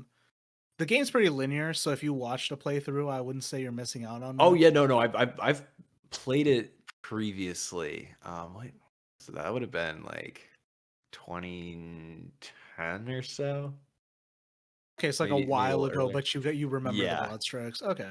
Yeah, no, I will definitely do a bit of a refresher, but yeah, as long as we're not tackling like the cesspool that is Gary's mod, I think we'll be safe. Yeah, that might come up as a joke. I don't. Yeah. I think I would have to come on to MINDGAMEZ to talk about Gary's mod, and I have blissfully not played much of it. Oh, have you not? I bought it, and then I just didn't understand what to do, so I'm just gonna worry about this later. Yeah, no, that is like the worst thing to give to somebody with like severe ADD, and it's like you just shaking the Gordon Freeman model. Dear God. Yeah. It's like, what was I doing again? Like playing 30... Gary's mod in the year 2022. Yeah, like 30 containers in. Oh no, I'm even more depraved. I still play Team Fortress 2. I am beyond saving. I am beyond God's grace. Yeah. I am a wretch. And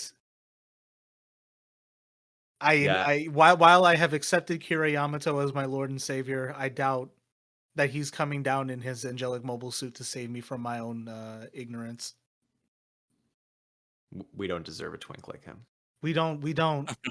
Just. You might be more on board with signing up for the Destiny plan and just having someone else determine your role in life. I mean, I don't know. Like, let's see what I wonder. Like, okay, maybe this will be because we are at like the 3-hour mark, and while I am happy to serve slop to my listeners, we should start wrapping this up. So I guess Yeah. Oh, please. here's how. Quick thing. By all means, please cut the shit. Like, make it. Oh, make it I'm sound good. I will do Stalinist level censorship on this. Don't Hell fucking yeah. worry about it. Trust Give me. it to me. You're from an editor to an editor. I get it. I get it. And I promise you, like everything that you've told me to cut, you've already told me to cut. You know what I mean? It was the kind you've already like put in a replacement for everything. You did well. Alright. Trust me. Sweet. Recording after work. Oh. I'm telling you, I'll be talking to Josh on like a current affairs episode.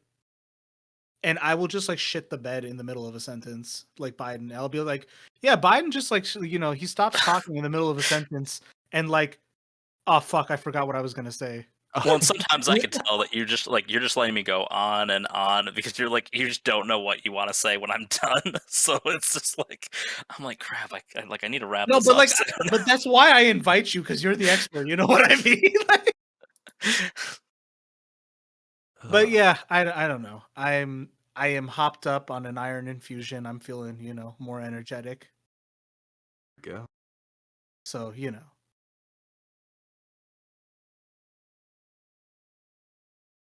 what was I going to say? Fuck. Okay, I remember. Oh, now. shit. I remember. Now. Fuck. Okay, so yeah. To wrap us up. If you were in Durandal's Destiny plan, If you were in if you were in Chairman Durandal's Destiny plan, what job would you be fixed with?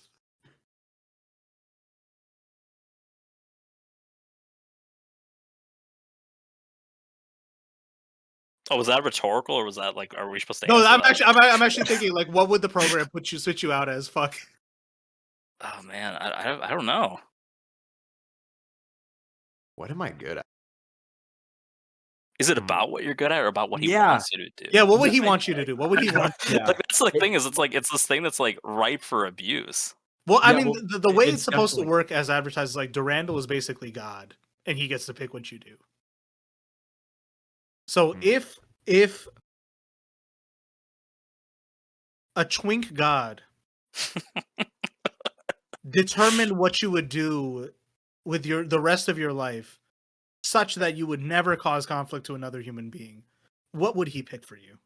Shit, I mean he might just have to kill me. Yeah, can't contain Josh. God dang it!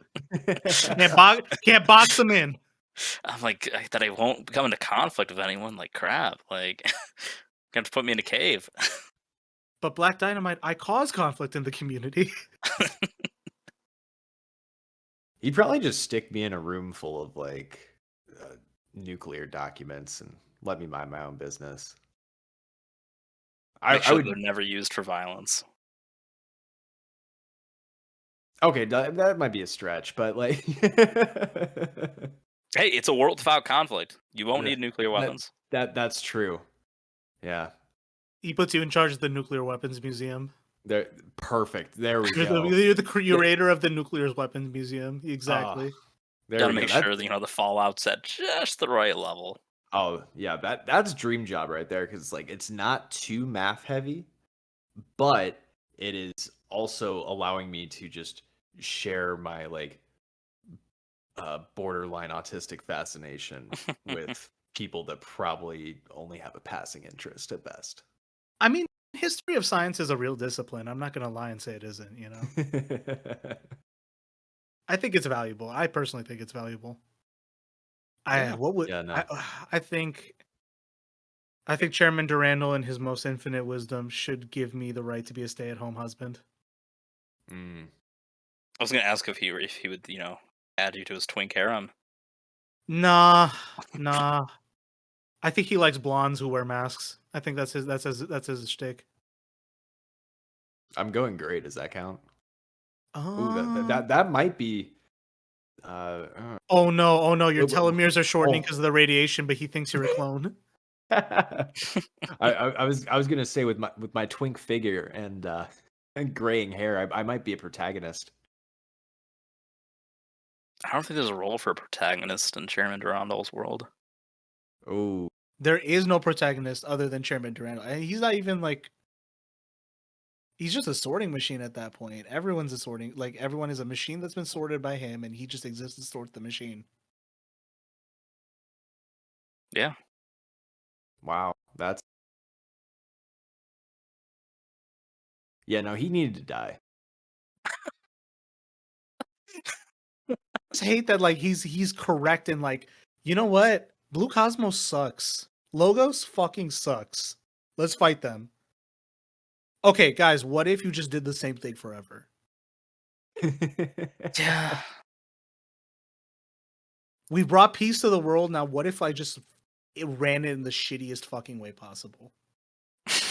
I just feel like that would turn society into essentially just like everyone just goes full. It's the opening of the Lego movie. Well, there it is, folks. We have found the schizoid cinematic universe pairing for this show. Gundam Seed Destiny, the Lego movie. That is the exact continuity order.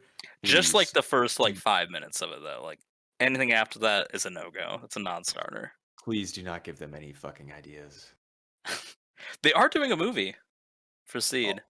Yeah, A because it's the Lego 25th. movie? No. Not a Lego Oh. movie. Oh my The- god! the way I that, was about to like, have a fucking seizure. I don't know if it's gonna be like a compilation movie or if it's gonna be like a. I Like think the intention is a sequel. It had been rumored and like sort of in the works for years, but it was like basically scrapped, possibly turned into the 00 movie instead. But they did announce with they're like doing this initiative to sort of revitalize the continuity. So they have a manga called Eclipse, because of course it's called Eclipse, and then a movie coming out at an unknown date. Is Eclipse an acronym?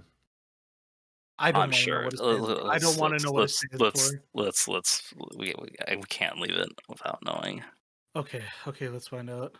Big money, big money, big money, big money. Eclipse. Dear listener, I've been holding my piss for this entire fucking moment. Last episode, I took a pee break. This one, As I didn't. far as I can tell, it is not an acronym.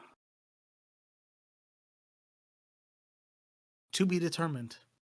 Yeah, they just haven't revealed it yet. They're not that far along. Oh god. So there's it's probably gonna be an acronym. Oh yeah, there's no way it isn't. You know, Engineering continual loss in penile structural exercises. I don't know. complex. There's your Complex. title. There's your title. Yes. Maybe just rename the whole show.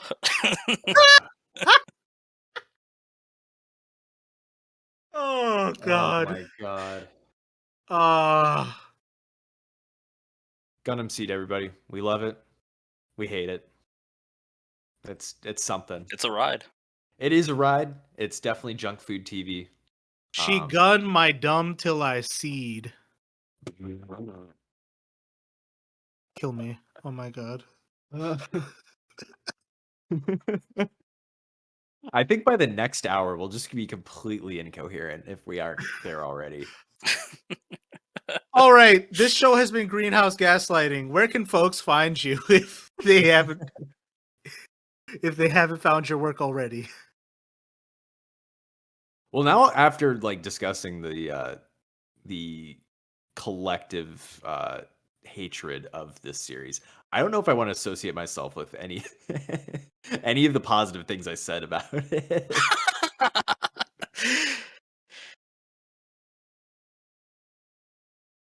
But if you guys are interested in learning about the deep state through video games and bad takes and actionable threats, you can check me on MINDGAMEZ Pod on Twitter.com, or you can find MindGames on Spotify, Apple Podcasts, all the usual places. I mean, we're using Anchor, so. By the way, I think that means that Anchor has to pay me because I just plugged it there. There you go. There you go. Get your money. There Get you your go. money. There you go. Well, currently not monetized. I am also part of the Monster Pop podcast, a pro wrestling podcast where it has become shockingly political in a number of ways that I did not necessarily motivate or instigate, which I was even more surprised by. But it's fun. We have also hot takes, a little less deep state references, though they occasionally come up. But yeah. This show is Greenhouse Gaslighting. This show does not deserve money. In fact, all of you deserve financial restitution for having listened to this podcast. Don't say that because don't give them ideas. Parody, satire in the game, in the Minecraft server. Non-actionable. Listen, Adi, they're gonna, if they hear about that offer, they're gonna start coming for our whopping $30 whole that we've earned. This show refuses to make money. In fact, I think it would be a war crime if I made money. I am the only podcaster willing to accept the harm I've done to society.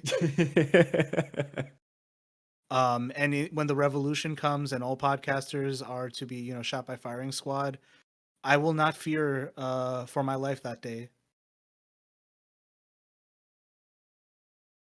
Too much. That was too much. Man, I'll be crying like I just shit out a razor blade like our friends in Seed and Seed Destiny. Oh gosh. I'll have the links to Mind Games and Monster Pop in the description below, as well as the links to all of our social media. You can find me at Fibonacci Sniper, and you can find the show at Pod Greenhouse on Twitter, layhellsite.com. You can find the show, everywhere where good podcasts are found. Spotify. We got a little YouTube channel, LinkedIn, Grinder. You got, oh hell yeah, got that grind set. Exactly. You have to after watching all these Twinks. Exactly. Oh fucking. Real talk though. This has been a lot of fun. I've been really looking forward to doing this episode, and while I did not expect to eviscerate and just thoroughly destroy any affection I had for this show, I'm so happy to have done it with this panel of esteemed gentlemen, and just pillars of the podcasting industry. And if my show may not deserve much, but if you want to see your favorite podcaster succeed, do them a favor, give them 5 stars on any platform that has a rating. That's usually Spotify and Apple Podcasts. If not for me, definitely do it for Monster Pop and Mind Games. They deserve it. They actually put in effort. Okay, you're getting ahead of yourself there. Okay, none of us put in effort. But if anyone deserves it, it's them. And aside from that, I genuinely do think, this is a fun series to watch. Provided that you're not expecting it to have a groundbreaking critique. Mm-hmm. I think it's a good manga to read. Mm-hmm. And overall, this was just, dudes being dudes, just having a good time, just going at it. Yeah. And listen, next time you got the flu, next time you got COVID again, exactly, fourth time, and you're like, I've already watched everything on Netflix. There you go. That's a or you've decided that this is too much suffering and you just need that last bit to put you over the edge. Gundam SEED Destiny. The Gundam Seed, it's your destiny. Mm-hmm. All right, let's wrap this shit up. All right. Thanks for listening, folks. Thank you guys for coming on and dealing with my bullshit. Thanks for having us. Anytime. You guys have been a blast. All right, take care, dear listener.